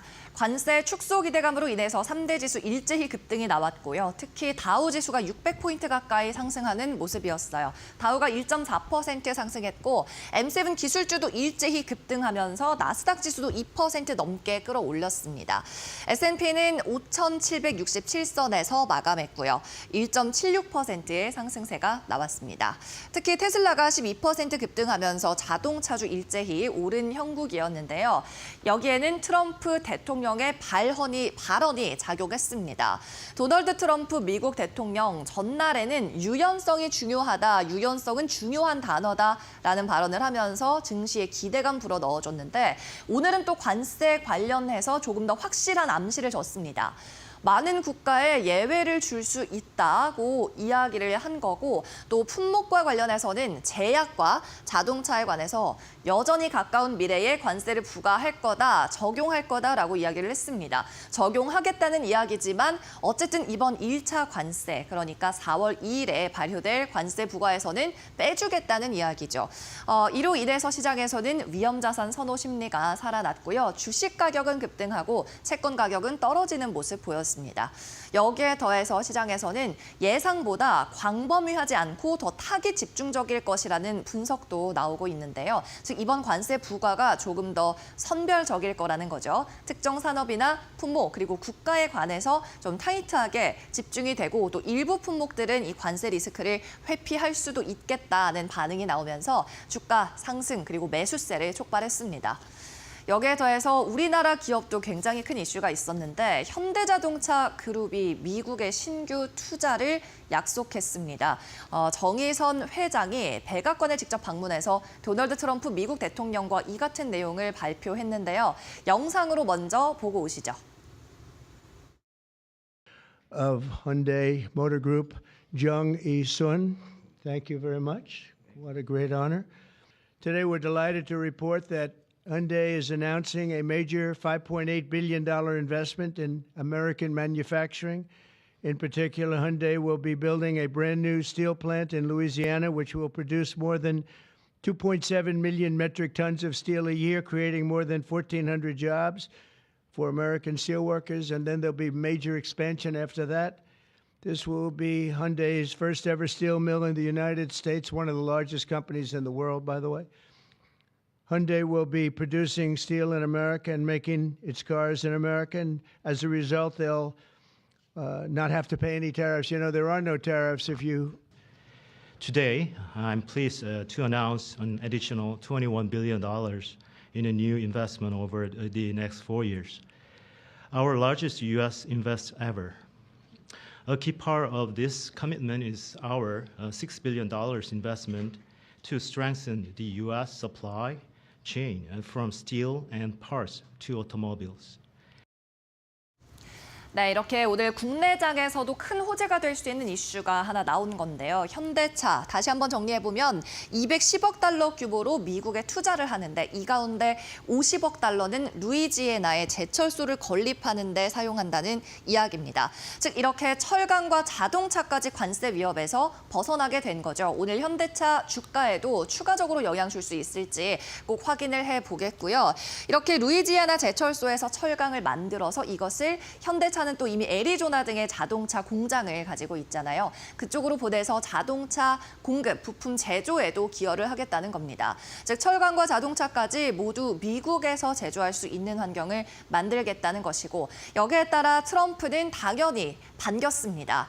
이렇게 현대차처럼 미국에서 제품을 제조한다면 자국 내에서 제조한다면 관세는 없다, 면제한다라고 이야기를 하고 있고 그러면서 자신의 관세 정책이 이렇게 효과적이다라는 코멘트도 했습니다. 기업과 공장들이 단 한 번도 미국에 들어오려는 생각을 하지 않았는데 최근 들어서 진입하고 있다는 이야기도 덧붙였습니다. 자, 국제 유가 확인해 보겠습니다. 도널드 트럼프 미국 대통령 베네수엘라를 계속 좀 제재를 하고 있습니다. 바이든 때와는 상반된 정책을 여러 가지 측면에서 이어가고 있는데 국제 유가는 1% 넘게 상승했습니다. 베네수엘라산 석유를 사는 나라는 25% 관세를 부과하겠다고 이야기했기 때문이죠. 배럴당 69달러까지 오르면서 마감했습니다. 베네수엘라에서 가장 많은 최대 규모의 석유를 사들이고 있는 중국을 겨냥한 발언으로 풀이가 됩니다. 네, 계속해서 섹터별 흐름 확인해 보시죠. 간밤 뉴욕 증시 일제히 초록불 켰습니다. 종목별로도 이러한 움직임 뚜렷했고요. 섹터도 여기에 힘입어서 11개 전 섹터가 상승 마감하는 모습이었습니다. 특히 M7 주식 가운데 자동차 관세 면제 관련한 수혜를 받은 테슬라가 12% 급등했고 GM이 3% 이상 상승 그리고 포드도 2% 넘는 상승하면서 이 오토 매뉴팩처 자동차 제조단에서 큰 폭의 상승 나왔습니다. 그러면서 이 자동차 종목을 포함하고 있는 임의 소비재가 가장 큰 폭으로 오르는 모습이었어요. 또 엔비디아도 전날에는 7개 M7 주식 가운데 하락 유일하게 했지만 오늘은 3%의 반등 줬고요. 강보합권에서 마무리된 섹터는 유틸리티, 헬스케어 그리고 필수 소비재 등입니다. 네, 계속해서 종목별 흐름 체크해 보시죠. 테슬라입니다. 간밤 급등 12% 급등하는 기염을 토했죠. 자동차 품목 관세에서 일단 1차적으로는 제외될 거라는 기대감이 가장 크게 작용했습니다. 그러면서 테슬라는 S&P 500 종목 가운데 가장 높은 상승률 1위를 기록했고요. 그리고 FBI 측에서는 테슬라 위협 TF, 태스크포스를 출범했습니다. 최근 테슬라 브랜드 가치가 하락하면서 각종 시위 그리고 전기차 충전소에 대한 방화 등이 잇따랐는데 이 같은 공격을 조사하겠다는 의미로 위협 태스크포스를 출범한 겁니다.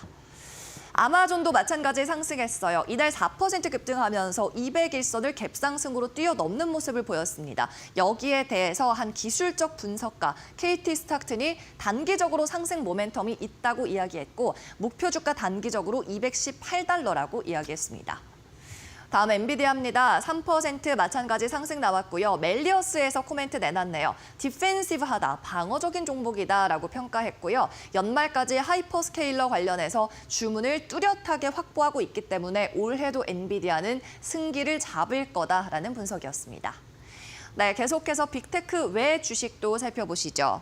아제크 급등 나왔는데요. 이 야외 건축 자재를 생산하는 기업입니다. 17% 급등했죠. 제임스 하디 호주 기업인데요. 시멘트 기업에 인수된다는 이야기였습니다. 90억 원, 90억 달러 규모로 인수되는데 합의를 했고 반대로 제임스 하디는 19% 주가가 추락하는 모습이었습니다.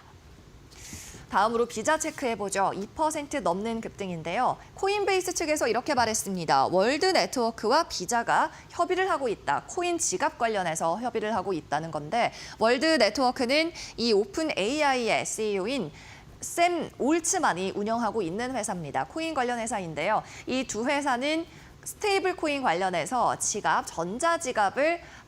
전자지갑 쪽에서 협력할 수 있다는 방안을 모색하고 있는 걸로 알려졌습니다. 네, 다음은 핀터레스트 5% 상승 나왔어요. 구겐하임에서 중립에서 매수로 목표 투자 등급을 업그레이드했습니다. 최근 조정이 나오면서 가격이 매력적인 진입 구간을 제공하고 있다라고 이야기했고요. 또 사용자 기반의 수익이 핀터레스트는 시장 평균 대비 앞으로 2년 동안 능가할 거다라는 분석도 내놨습니다. 이어서 남은 종목도 확인해 보죠.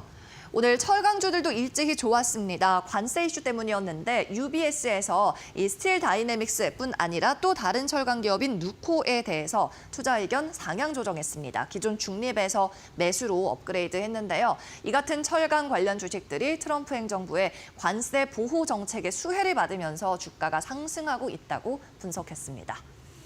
마지막 종목은 23엔드미인데 60% 가까운 폭락이 나왔습니다. 미국 법원에 파산 신청을 했기 때문이죠. 챕터 11 파산 보호 신청을 통해서 쉽게 말하면 법정 관리에 들어간다는 내용이고요. 우조츠키 CEO 공동 창업자인데 즉각 사임 소식을 알렸습니다. 이 파산 보호에 들어가면 법정 관리를 받게 되고요. 23엔드미는 유전자 검사 스타트업인데 집에서 DNA를 채취해서 우편으로 보내면 그걸 분석해주는 서비스로 인기를 끌었지만 결국 파산 수순을 밟게 됐습니다. 네, 이렇게 특징주까지 모두 살펴봤고요. 지금까지 뉴욕 증시 마감 브리핑이었습니다.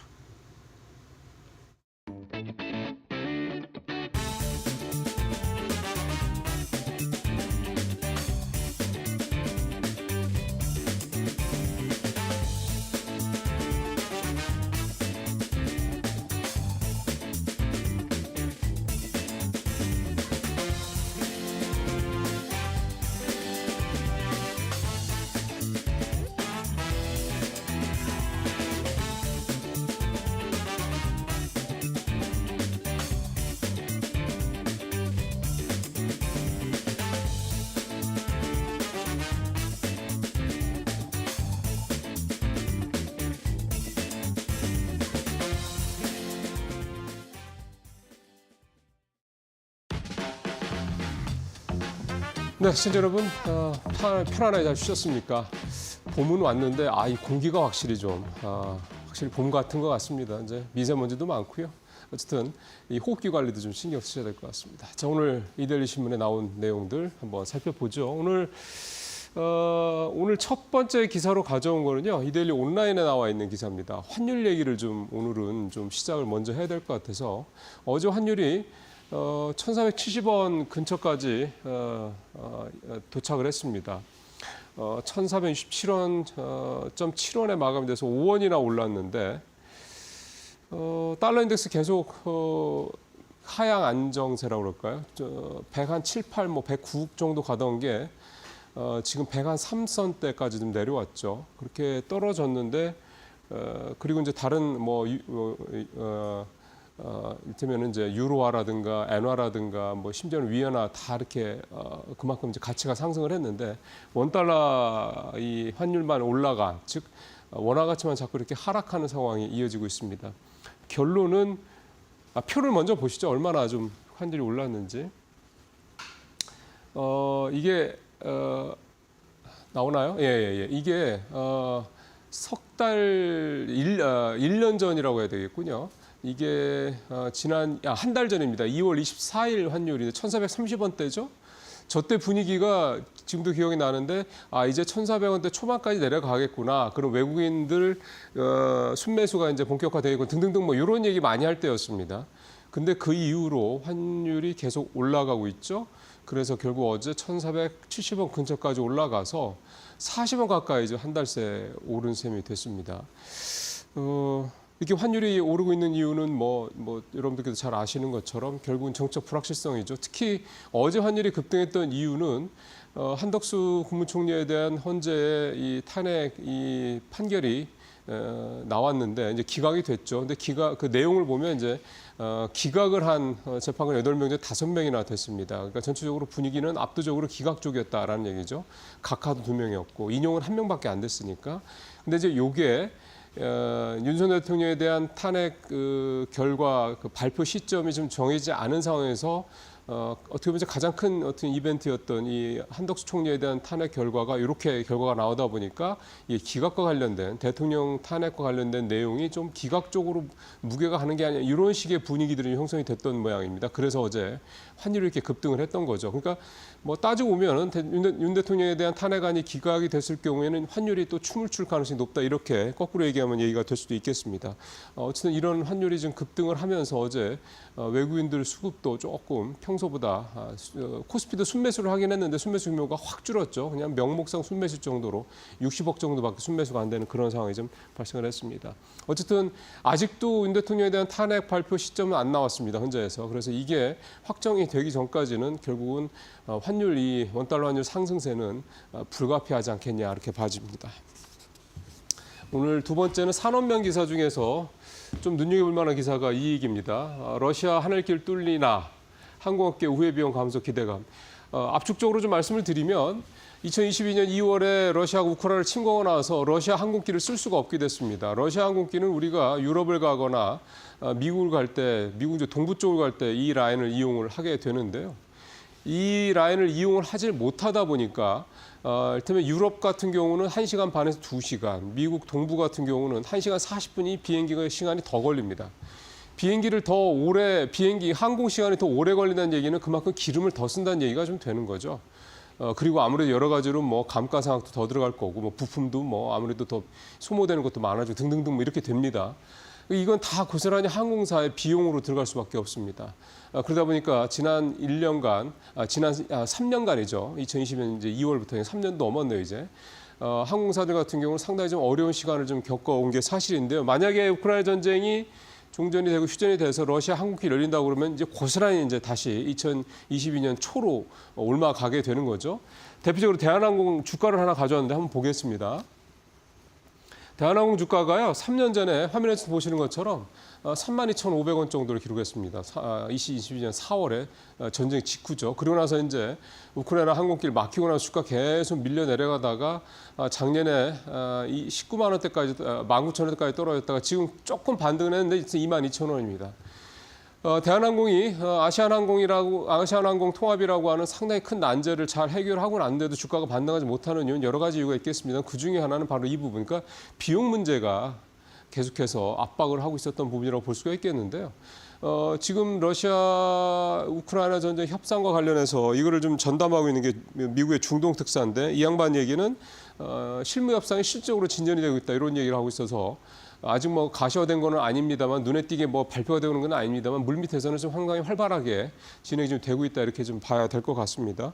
이렇게 된다고 그러면 지금 항공업계를 상대로 봤을 때 몇 가지 좀 우호적인 환경이 좀 만들어지고 있는데 일단 대한항공만 하더라도 아시아나항공이 통합 리스크 해소가 됐고 러시아 항공노선 재개방에 따른 비용 절감, 대폭적인 절감 10에서 한 24% 정도 비용이 준다고 그러니까 굉장히 큰 비용이 주는 거죠. 그다음에 트럼프 정부의 에너지 정책이 결국 유가를 내리겠다라는 거니까 그런 거에 따른 어떤 비용 절감 효과 등등등. 지금은 사실은 뭐 눈에 띄는 게 변하는 건 없습니다. 항공업계에 뭔가 이게 따뜻한 바람이 좀 불어오는 듯한 그런 모습들이 나타나고 있습니다. 자, 세 번째 이제 게임조 얘기 좀 오래간만에 보겠습니다. 시프트업 얘기인데요. 증권사에서 첫 홀드 의견이 나왔습니다. 표 한번 바로 볼까요? 대부분의 증권사들이 아직까지는 시프트업에 대한 매수 의견을 갖고 있는데 어제 메리츠 증권에서 처음으로 홀드 의견이 나왔습니다. 바이에서 홀드로 바뀌었다는 얘기는 결국은 사실상 매도 리포트나 마찬가지로 좀 보통 시장에서는 보죠.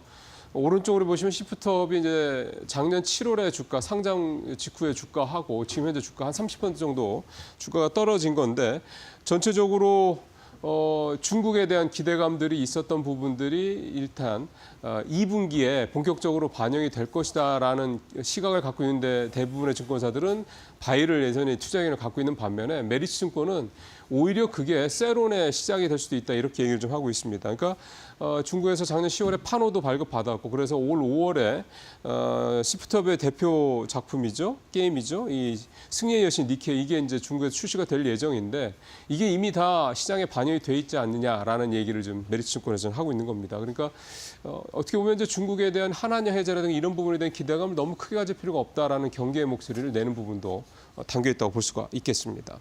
자, 마지막 얘기는 대만 친다는 시진핑 해상실험을 본의하면서 이제 이데일리 오늘 외신면에 나온 기사인데요. 월스트리트저널에서 5단계 봉쇄 전략이 공개가 좀 됐고요.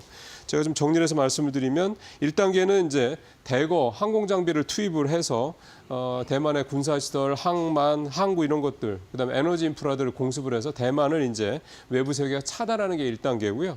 그다음에 중국 군함이 대만 전체를 포위하고 그다음에 중국 해경이 대만에 들어가서 공간을 메우고, 그러니까 그 치안을 장악하는 거죠. 그다음에 이제 대만을 외부와 이제 분리를 시키고 이렇게 되면 마지막으로 이제 온라인에서 대만을 이제 다른 이제 어떤 서방과 세계와 이제 끊어버리는 이제 이런 온라인 사이버 고립화 정책 이게 5단계로 진행이 좀 된다고 합니다. 근데 이제 이게 월스트리트저널의 5단계 얘기긴 한데. 대만에서 제일 두려워하는 거는 트럼프 대통령의 이 고립주의 외교안보 정책 때문에 대만을 너네는 너네가 알아서 해라고 하는 거라고 좀 봐야 되겠죠. 이 부분 때문에 대만에서 상당히 좀 우려감이 있고 최근에 대만이 알래스카 LNG의 이 프로젝트에 대거 투자를 하겠다라고 막 나서고 이런 부분들도 결국은 이제 트럼프의 환심을 사겠다라는 전략이다 이런 해석도 나옵니다. 근데 좀 한 걸음 떨어져 보면요. 외교안보적인 측면에서 봤을 때 미국이 트럼프 대통령이 아무리 고립주의 선택한다고 해도 아시아 태평양 전략, 소위 말해 인태 전략을 포기할 거냐. 이게 사실 2차 세계대전 이후에 계속해서 왔던 전략이고 만약에 대만을 포기한다는 거는 아시아 태평양을 포기한다는 얘기가 될 수 있는데 과연 미국이 그렇게 할 수 있을까요? 쉽지 않을 것 같다는 생각이 일단 듭니다. 뭐 여러 가지 협상 전략의 하나라 이렇게 해석을 해볼 수도 있겠다는 생각이 좀 듭니다. 네, 뉴스브리핑에서 마치겠습니다.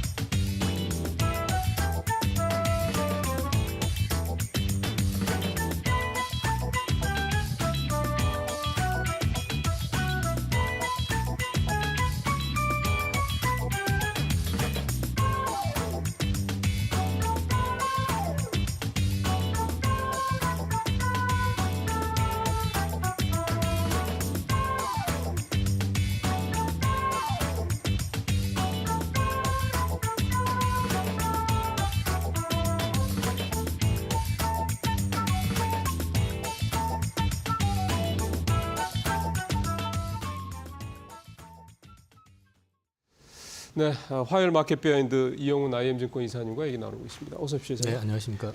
오늘 뉴욕 시장 많이 올랐는데 또 관세 얘기라고 결국은 봐야 되는 거죠? 네, 관세 때문에 관세에 대해서 경계감 갖고 있었는데 또 우리 시장이 먼저 좀 반영된 측면도 좀 있죠. 월스트리트저널 때문에. 네. 그래서 이제 관세 관련해 가지고 예상보다 또 되게 완화될 것 같고 자동차나 뭐 반도체 쪽은 오히려 해당되지 않을 것 같다. 뭐 이런 얘기 글쎄요. 나오면서 테슬라 급등하고 그다음에 이제 뭐 GM 같은 것도 급등했었고 그다음에 또 반도체에서도 가장 둔하다고 볼 수 있는 최근에 엔비디아 같은 경우도 주가가 3% 이상 올라가는 그림 나왔었죠. 오늘 나스닥이 확실히 많이 오른 게 결국 이제 기술주들, 그러니까 관세 리스크에 좀 눌려있던 기술주들이 좀 반등했기 때문이다 이렇게 좀 봐야 되는 건데, 글쎄 이렇게 되면 결국 관세 리스크는 지금 월가에서 계속 나오고 있는 얘기가 결국 4월 2일은 관세 리스크에서 해방되는 날이 될 거다 이런 얘기를 오히려 하더라고요. 이를테면 이제 소문에 겁을 잔뜩 먹었다가 결국 이제 뉴스가 딱 나왔는데 이제 그런 어떤 겁을 이제 다 뭐 그런 이제 걱정들을 이제 털어낼 수 있는 그렇게 보는 게 그 얘기가 한참 나올 땐 지난주만 해도 좀 너무 낙관적인 전망이다 이랬는데 지금 분위기로 봐서는 그렇게 될 수도 있겠네요. 그러니까 트럼프 대통령이라는 사람을 갖다가 우리가 일반적인 어떤 성격으로 평가할 수 있는 사람이 아니기 때문에 그렇죠. 언제든지 손바닥 뒤집듯이 말을 바꿀 수 있는 사람이라는 점하고 그다음에 이제 어저께 같은 경우도 S&P 글로벌 그 PMI가 나온 게 있는데 거기서 보면 그 서비스업은 굉장히 좋게 나왔는데 제조는 또 위축되는 걸로 맞아요. 나왔죠. 50이 안 되면 못 넘었더라고요. 네, 그렇게 되면은 결국 가가지고 지금 관세 노이즈 이런 것들이 또 영향을 주고 있다라는 걸 또 이제 반증해 주는 거기 때문에 트럼프 대통령 입장에서도 경제를 죽이는 것보다는 어떤 식이든 협박을 해가지고 자기가 얻고 싶은 걸 네. 얻어내면서 또 애매한 국면 들어가거나 어려워지는 국면 가면 또 살짝 바꾸는 또 이제 그 트리거 역할을 또 우리나라 업체가 어저께 또 전격적으로 해주면서 기분을 좀 풀어주고 기분 좋아가지고 뭐 이제 또 뭐 자기 관세 그 강조한 것 때문에 또 투자가 들어왔네 어쩌네 이런 소리 하면서 자기 뭐 네. 자기가 자기 정책에 소위 말하는 이제 관세 정책에 가장 어떻게 보면 효과적인 모습을 보여준 거니까 잠시 후에 얘기하겠습니다만. 네, 뭐 그런 것들이 전반적으로 시장을 좀 심리를 좀 이제 우호적으로 바꾸고 더 나아가서 관세 노이즈를 통해 가지고 어느 정도 제어가 끝이 나는 시점에서는 오히려 감세가 또 이제 부각이 되지 않겠느냐 그렇죠. 이런 기대감을 좀 가지고 있는 것 같습니다. 하나만 더 미국 시장 관련해서 하나만 더 여쭤보고 좀 우리 시장으로 넘어오겠습니다. 관세 노이즈 현재는 그게 제일 커요. 시장을 지배하는 가장 큰 이슈고요. 요게 이제 끝나고 난 다음에 이제 감세 말씀도 하셨습니다만 혹시 그 미국의 펀더멘탈한 지표들 이런 부분들이 뭔가 좀 둔화되거나 뭐 이렇게 침체 쪽으로 이렇게 가는 그런 분위기들은 이사님이 보시기에는 딱히 눈에 보이지는 않으세요? 아직까지 파월 의장 말처럼 하드 데이터에서는 특별한 징후가 보이는 건 없습니다. 다 이제 그 소위 말해 가지고 조사를 통해 가지고 이제 사람을 통해 가지고 확인하는 그런 데이터들에서만 좀 안 좋게 지금 그러니까 센스적인 측면이 되게 강하게 지금 부각이 되고 있다는 거죠. 근데 이게 더 과부하가 걸리게 될 경우에는 이제 실물로 이제 영향이 갈 수가 있기 때문에 그런 부분들을 이제 트럼프 대통령이 경제를 모르는 사람이 아니기 때문에 뭐 제어해 나가면서 대응하는 거 아닌가 싶습니다. 그러니까 펀더멘털을 훼손하지 않을 정도 수준의 사이간 이렇게 저렇게 들볶아서 자기네들 이익을 최대화하는 전략. 그러면서도 이제 어저께도 얘기했던 게 금리 내려라 라고 얘기를 하니까 미국채 10년물부터 시작해서 국채금리 급등해 버리잖아요. 이제 소위 말해서 채권 자경단들 그렇죠. 해봐. 이제 이런 반응인 거죠. 그러니까 이제 트럼프 대통령이라고 해서 미국의 대통령이라고 해서 모든 걸 다 마음대로 할 수 있는 건 아니잖아요. 그런 거죠. 네. 그래서 이제 그 사이에서 얼마만큼 그 사람이 현명하게 또는 되게 영리하게 풀어나갈 것인지 그런 거는 앞으로도 좀 보는 입장에서는 스트레스가 될 것 같고 그다음에 이제 미국 입장에서 봤을 때는 그런 대통령을 통해 가지고 기초 체력을 좀 어쨌든 간에 강화시켜 나간다는 측면에서는 긍정적일 수 있고 그런 것 같습니다. 예.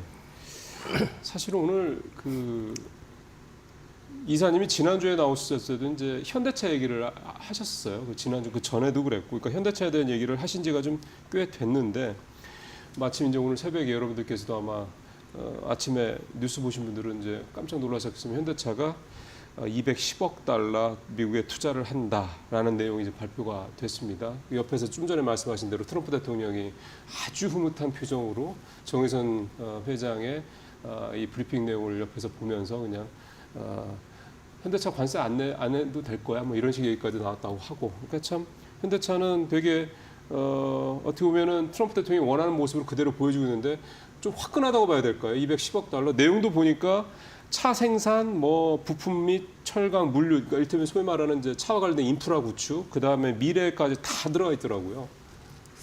그래서 저도 이제 너무 전격적으로 저도 저렇게까지 큰 금액을 대대적으로 투자할까에 대해서는 생각을 안 해봤기 때문에 그거 어저께 밤부터 이제 기사가 돌기 시작하면서부터 설마 했는데 진짜 이제 발표가 났더라고요. 근데 일단 현대차 그룹에서 뭐 여러 가지 생각을 했겠지만 개인적으로는 이제 그 현대차 전략이 그러면 결국에 미국 시장 내에서 모든 걸 자체 해결하겠다라는 전략으로 방향 전환을 한 거라고 그러면 이게 이제 나중에 가가지고 혹시 이제 과잉 투자 그 리스크에 대한 부분도 또 부각이 될 수도 있거든요. 늘 이사님 말씀하시는 부분이죠. 그래서 저는 사실 지금 조금 살짝 좀 당혹스러운 상황인데 왜 먼저 나서서 저렇게까지 할 필요가 있었을까 싶은데 어쨌든 간에 시장에서는 뭐 그 나중에 거는 나중에 거라고 하더라도 당장에는 일단 뭐 관세 이슈에 주목을 해가지고 조금 더 우호적으로 반응할 것 같기는 합니다. 근데 이제 이것이 어떤 전략을 가지고 저 많은 금액을 갖다 미국에 투자를 하는 것이고 어떤 목표를 갖고 있는 것인지에 대해서는 조금 더 내용을 살펴봐야 될 것 같습니다. 사실은 현대차 입장에서 봤을 때는 작년에 미국에 177만 대를 팔았는데 그 중에 약 한 40%, 뭐 크게 보면 한 40% 가까이가 이제 북미 현지하고 멕시코에 생산한 거를 이제 파는 그런 수준이었고 지금 이 투자 내용을 좀 보더라도 생산의 사실은 전체의 3분의 1이 좀 넘는 한 40% 정도가 이렇게 배정이 돼 있더라고요. 이번에 조지아의 HMGMA 그거 사실은 완공을 이제 26일 날 준공식 한다고 하긴 하는데 그럼 이제 그거는 이미 들어간 돈인 거고 우리 돈으로 8조 원은 들어간 돈이고 그럼 그거 말고 또 이제 공장을 뭐 짓는다 이런 얘기가 좀 되는 건데 이게 공장만 짓는 게 아니라 아예 뭐 제철소까지 짓겠다 이런 정도로 그럼 당연히 부품업체나 이런 어떤 밑에 있는 인프라들이 다 들어간다는 얘기가 되는 거잖아요. 여기에다가 에너지까지 뭐 미래 산업, 로봇, 자율주행, AI, 뭐 미래 항공 모빌리티 뭐 이렇게 쭉 얘기를 하는 거 보면은 이거는 거의 우리나라의 이런 기반을 미국에다가 그대로 또 다시 한다 이런 얘기가 좀 되는 건데 지금 말씀하신 대로 과잉 투자에 대한 우려도 들면서 이거는 무슨 그림을 그리려는 걸까 이 생각도 좀 들거든요. 현지화 전략을 통해 가지고 완전히 밸류체인을 다 옮겨간다는 거는 이제 제2의 현대차를 미국에다가 만들겠다라는 그런 의도도 좀 있는 것 같고 또 한편으로 그렇게 해 나감으로 인해 가지고 미국 시장을 조금 더 적극적으로 공략을 하겠다라는 이제 의사 표명일 수도 있습니다. 근데 이제 문제는 기존에 가지고 있던 캐파를 어떻게 활용할 것이냐. 뭐 캐파를 다른 쪽은 다 줄여버리고 미국 쪽을 늘릴 것이냐, 뭐 여러 가지가 있을 수 있잖아요. 사실 그렇게 되면은 예를 들어 가지고 뭐 우리나라만 하더라도 이제 고용의 문제가 또 부각이 될 수도 있는 부분이 있고 하기 때문에 현대차가 지금 궁극적으로 어떤 목표를 가지고 가는 건지에 대해서는 좀 살펴볼 필요가 있을 것 같고 한 가지는 지금 이 투자 약속을 했던 것들이 그렇다고 해가지고 바로 뭐 물론 이제 임기 1년 차이기 때문에 4년 차 때까지 공장은 지을지 모르겠지만은 그 안에 이제 설비 들어가고 그다음 투자하는 것들은 얼마든지 시간 조정이 가능할 거기 때문에 이거를 갖다 너무 섣불리 또 예단할 필요는 없을 것 같습니다. 대신 지금 현재 휴머노이드 쪽이라든지 이런 것들이 상용화를 앞둔 상황에서 휴머노이드라든지 UAM이라든지 4세대 먹거리 산업과 관련된 부분들까지 감안해서 현대차가 미국에다가 본격적인 모든 걸 세팅을 해나간다는 구조라고 한다면은 오히려 현대차는 그걸 통해서 한 단계 더 좋아지는 그림이 나올 수도 있지 않을까. 그건 물론 장기적인 얘기고 현재는 예단하기는 좀 어려운 얘기긴 하지만 그렇습니다.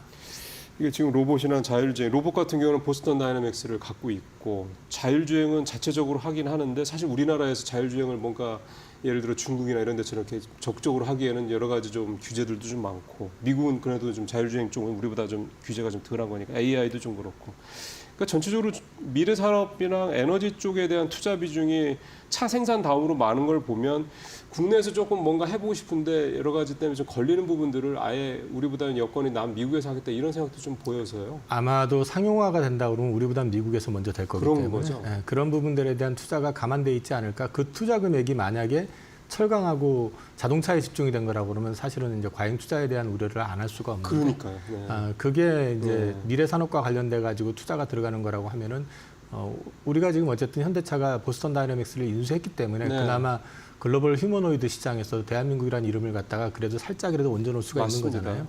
그러니까 이제 이런 부분들이 앞으로 현대차의 어떤 미래를 놓고 봤을 땐 그렇게 부정적일 것 같지는 않다. 다만 아직은 모든 내용이 구체화된 건 아니기 때문에 그런 것들을 좀 보고 판단을 해야 될 것 같습니다. 예. 삼성전자를 비롯한 반도체 얘기를 좀 해봐야 될 것 같습니다. 어제 좀 주춤했습니다. 삼성전자 어제 많이 떨어지는 않았는데 어쨌든 올라가다가 좀 주춤하긴 했는데 그냥 중간에 잠깐 쉰 정도 이렇게 봐도 되겠습니까? 뭐 삼성전자라는 주식이 저는 단기간에 이렇게 일주일 내내 올라가는 거 본 거는 별로 기억이 없거든요. 근데 이제 이렇게까지 물론 이제 옛날에 시가총액이 작았을 때는 뭐 그렇죠. 그랬었지만 지금 이제 커지고 난 다음에는 쉽지 않은 어떤 상승이었었기 때문에 거기에 따른 자연스러운 조정으로 이해를 하고 있고요. 최근에 이제 반도체 그 현물 가격이 계속해서 지금 올라오고 있는 상황도 있고, 그다음에 반도체 이제 공급 가격에서는 삼성전자 같은 경우는 현물보다는 고정가 영향을 많이 받기 때문에 고정 가격 자체도 이제 2분기부터는 올라갈 거라고들 예상을 하고 있는 상황이기 때문에 어찌됐든 간에 삼성전자한테는 나쁘지 않을 것 같다. 그리고 한 가지가 제가 지난주에도 계속 말씀드렸었던 거 하나는 이제 우리가 환율이 좀 부담스러운데 이상하게 삼성전자만 사고 있다. 이 얘기는 삼성전자에 베팅을 한 사람들 같은 경우는 만약에 환율이 어떤 우리 정치적인 불확실성이 마무리가 되는 시점에서 완화가 돼서 이제 원화 강세로 전환이 된다고 그러면은 환율은 또 가져가는 그런 그림이 될 수도 있는 거잖아요. 그래서 그런 양방향 베팅이 좀 들어와 있는 것 같습니다. 어제 외국인이 조금 팔았네요. 어제는 계속 하나, 둘, 셋, 넷, 5일 연속 순매수를 대거하다가 어제는 많지는 않습니다. 65만 주, 평소에 뭐 한 10분의 1도 채는 그 전날에 10분의 1도 안 되는 정도를 팔긴 했는데 이것도 그러면은 뭐 그냥 좀 쉬어가는 정도로 보면 되겠습니다. 오히려 조금 안 가지신 분들을 위해서라고 그러면 이런 옆으로 좀 기간 조정 네. 눌려 있는 거를 한번 이용해 볼 필요가 있지 않을까 싶습니다.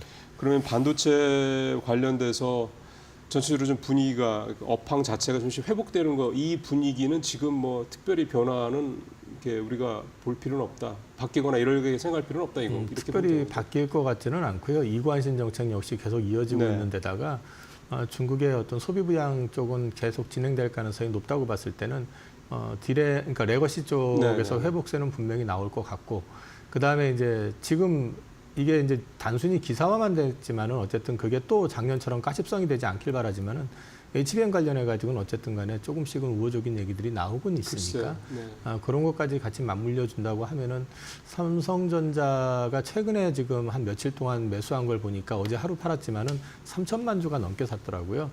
근데 그 예. 정도 수량을 갖다 매수해 놓고 나서 바로 꺾이는 경우는 제 기억에는 없었었거든요. 네네. 그렇기 때문에 반도체는 일종의 약간의 추세를 좀 보여주고 있는 어떤 패턴을 좀 가져가기 때문에 단기간에 좀 급등했었던 부담은 있긴 하지만 그거를 조금 눌려주면서 기간 조정을 받아준다 그러면 오히려 진입해 볼 수 있는 기회가 되지 않을까 싶습니다. 그 미국의 마이크론 테크놀로지가 지난주에 실적 발표하고 8% 장중에 빠졌다가 오늘은 보니까 2.3% 회복을 좀 했네요.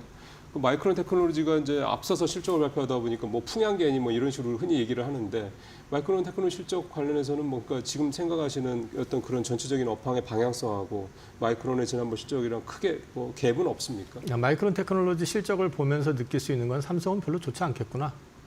예, 그 느낌은 오는데 또 반면으로 이제 한편으로 생각해 보면은 그래서 1분기가 실적 저점이겠구나. 그렇게 이제 지금 볼 수 있는 정도의 그림은 그려지는 것 같습니다. 그러면 지금 삼성전자가 가는 방향성이 어쨌든 주가는 앞서서 가는 거니까 그런 흐름에 잘 맞춰서 가는 거네요. 방산 관련해서 어제 그 하나 에어로스페이스 주가 흐름을 상당히 좀 많은 분들이 주시하면서 보셨을 것 같습니다. 유상증자 하고 나서 13% 떨어지고 나서 이제 어제가 첫날이었는데 7% 바로 회복을 하더라고요. 그럼 이 얘기는 유상증자에 대한 그런 어떤 부담이나 이런 부분들이 시장에서는 이게 결국은 그 유상증자의 원래의 의미, 그러니까 자금 조달을 해서 그걸 가지고 투자를 더해서 회사의 성장을 더 한다. 이 부분으로 시장에서는 더 보고 있다. 이렇게 해석을 하면 되는 겁니까?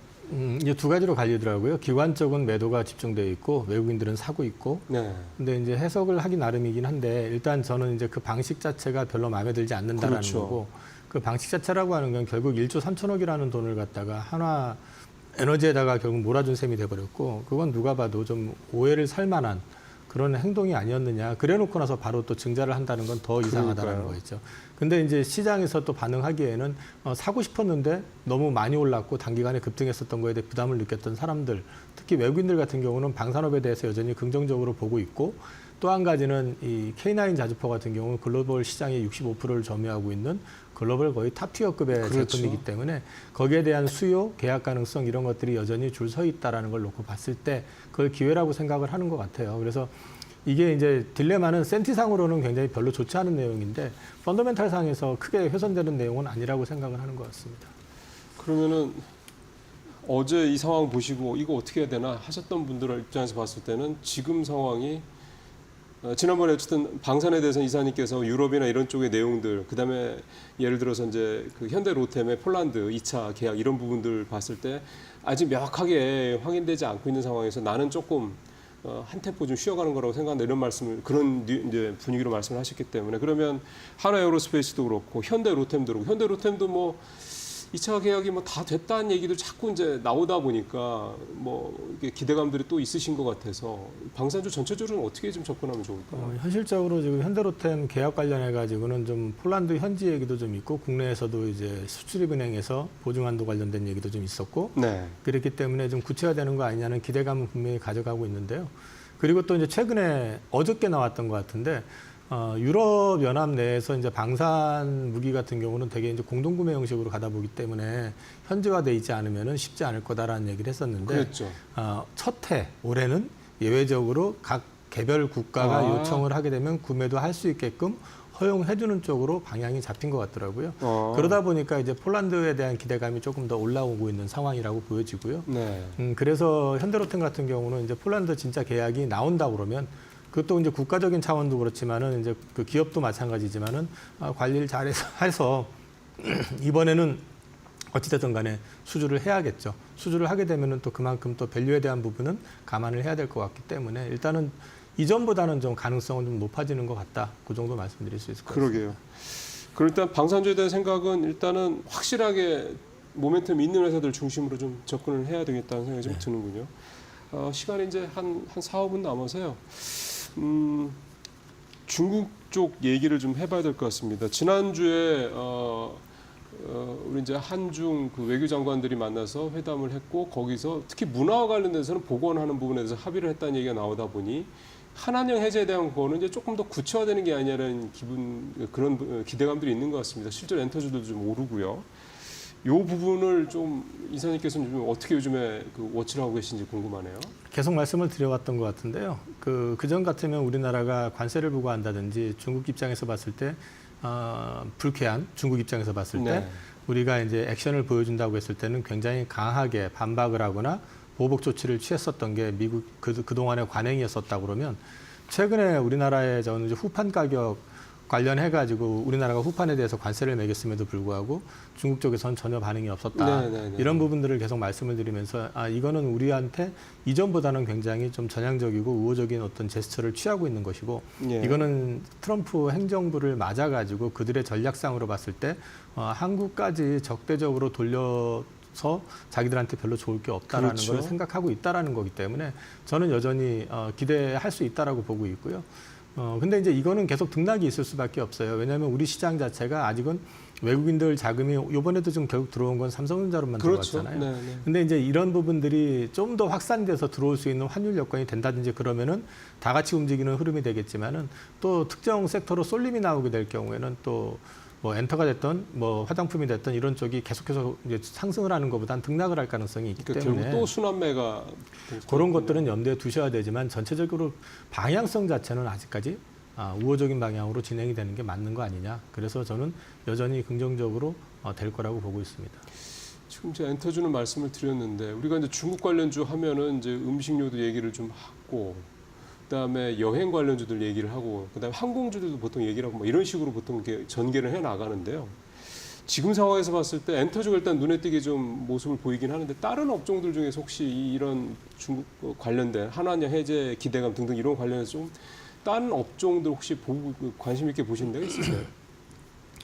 중국 쪽에서 이제 한한령이 해제가 된다. 그리고 또 중국인들이 몰려온다 해서 이제 중국 소비주 뭐 이런 얘기들을 하게 되면은 우리가 이전 패턴으로 하게 되면은 면세점 가서 뭘 사고 해서 그렇죠. 면세점 관련주 예. 뭐 이런 것들 나오고 하는데 소비 패턴이 많이 바뀌었잖아요. 네. 그 외국인들 국내 들어와 가지고 소비하는 게 보면 면세점 가서 소비하는 게 아니고 이제 소위 말해서 편의점 형화돼 있는 예, 요즘 편의점 가신다면서요? 네네 그런 쪽으로 가가지고 이제 많이 소비를 하시게 되고 올리브영 같은 데 가가지고 화장품 많이 구매하고 한다고 네. 하더라고요. 실제로 어저께 자료가 하나 나온 게 있어서 봤더니 외국인들이 들어와가지고 가장 많이 지금 소비하는 품목 자체가 화장품으로 나오고 있습니다. 역시. 중국을 떠나가지고요. 근데 이제 거기에는 그 유럽인들도 그렇고 미국인들도 그렇고 동남아 사람들도 그렇고 들어오는 사람들이 가장 많이 찾는 게 화장품이라고 하거든요. 그럼 화장품 같은 경우는 외국인들도 마찬가지로 이제 선호하기 시작을 했고 중국인들 역시 마찬가지로 많이 우리나라 제품들 그 소위 말해서 ODM 업체들이 중국 제품도 만들어주기 그러니까요. 때문에 큰 차이는 없다고 하더라도 그래도 이제 한국에 들어왔을 때 이제 국산 브랜드 그다음에 이제 한국 브랜드죠. 한국 브랜드 가운데서 많이 인지도가 높아져 있거나 또 히트를 치고 있는 품목들에 대해서는 여전히 구매 의존도는 높지 않을까. 개인적으로는 그렇게 보고 있기 때문에 화장품 쪽 계속해가지고 관심 가져보셔도 괜찮을 것 같습니다. 근데 지금 저 같은 입장에서 봤을 때는 화장품 브랜드를 잘 모르니까 그러면 화장품은 좋다고 그러는데 개별 예를 들어서 아모레퍼시픽이나 LG 생활건강 정도를 보면 되는 건지 아니면 인디 브랜드를 보는 게 좋은 건지 아니면 아예 ODM 업체를 보면 좋은 건지 이런 것들은 고민도 좀 생길 법합니다. 저도 짧게 말씀해 사실 주시면. 솔직히 말씀을 드리면 브랜드 잘 모르고요. 근데 이제 저도 사실 화장을 잘 안 하고 하다 보니까 그런 쪽에 대해서는 잘 모릅니다. 근데 이제 그 화장품 쪽 같은 경우는 너무 작은 주식을 했다가는 급등락이 심할 수가 있기 때문에 차라리 ODM 업체 쪽에 관심을 가지고 보시는 게 좋을 것 같고요. 상대적으로 주가의 탄력성은 좀 떨어질지 몰라도 안정적으로 그렇죠. 수익성을 확보할 수 있다는 측면에서 관심을 가져보셔도 괜찮을 것 같습니다. 예, 오늘 여기까지 이영훈 이사님과 말씀 나눠봤습니다. 말씀 잘 들었습니다. 네, 가장 시장을 이렇게 크게 흔들고 있는 관세 리스크에 대한 부분들이 좀 조금씩 이제 옅어진다라는 생각이 좀 들긴 합니다. 물론 그 이후에 또 다른 뭐가 나올지 모르죠. 트럼프 대통령의 모습을 보면. 하여튼 시장은 이 뭔가 불안감이 없잖아 있으면서도 또 뭔가 기대감도 계속해서 같이 있는 뭐 이렇게 팽팽한 줄다리기의 싸움이 지금 진행이 되고 있는 게 아닌가 생각이 좀 듭니다.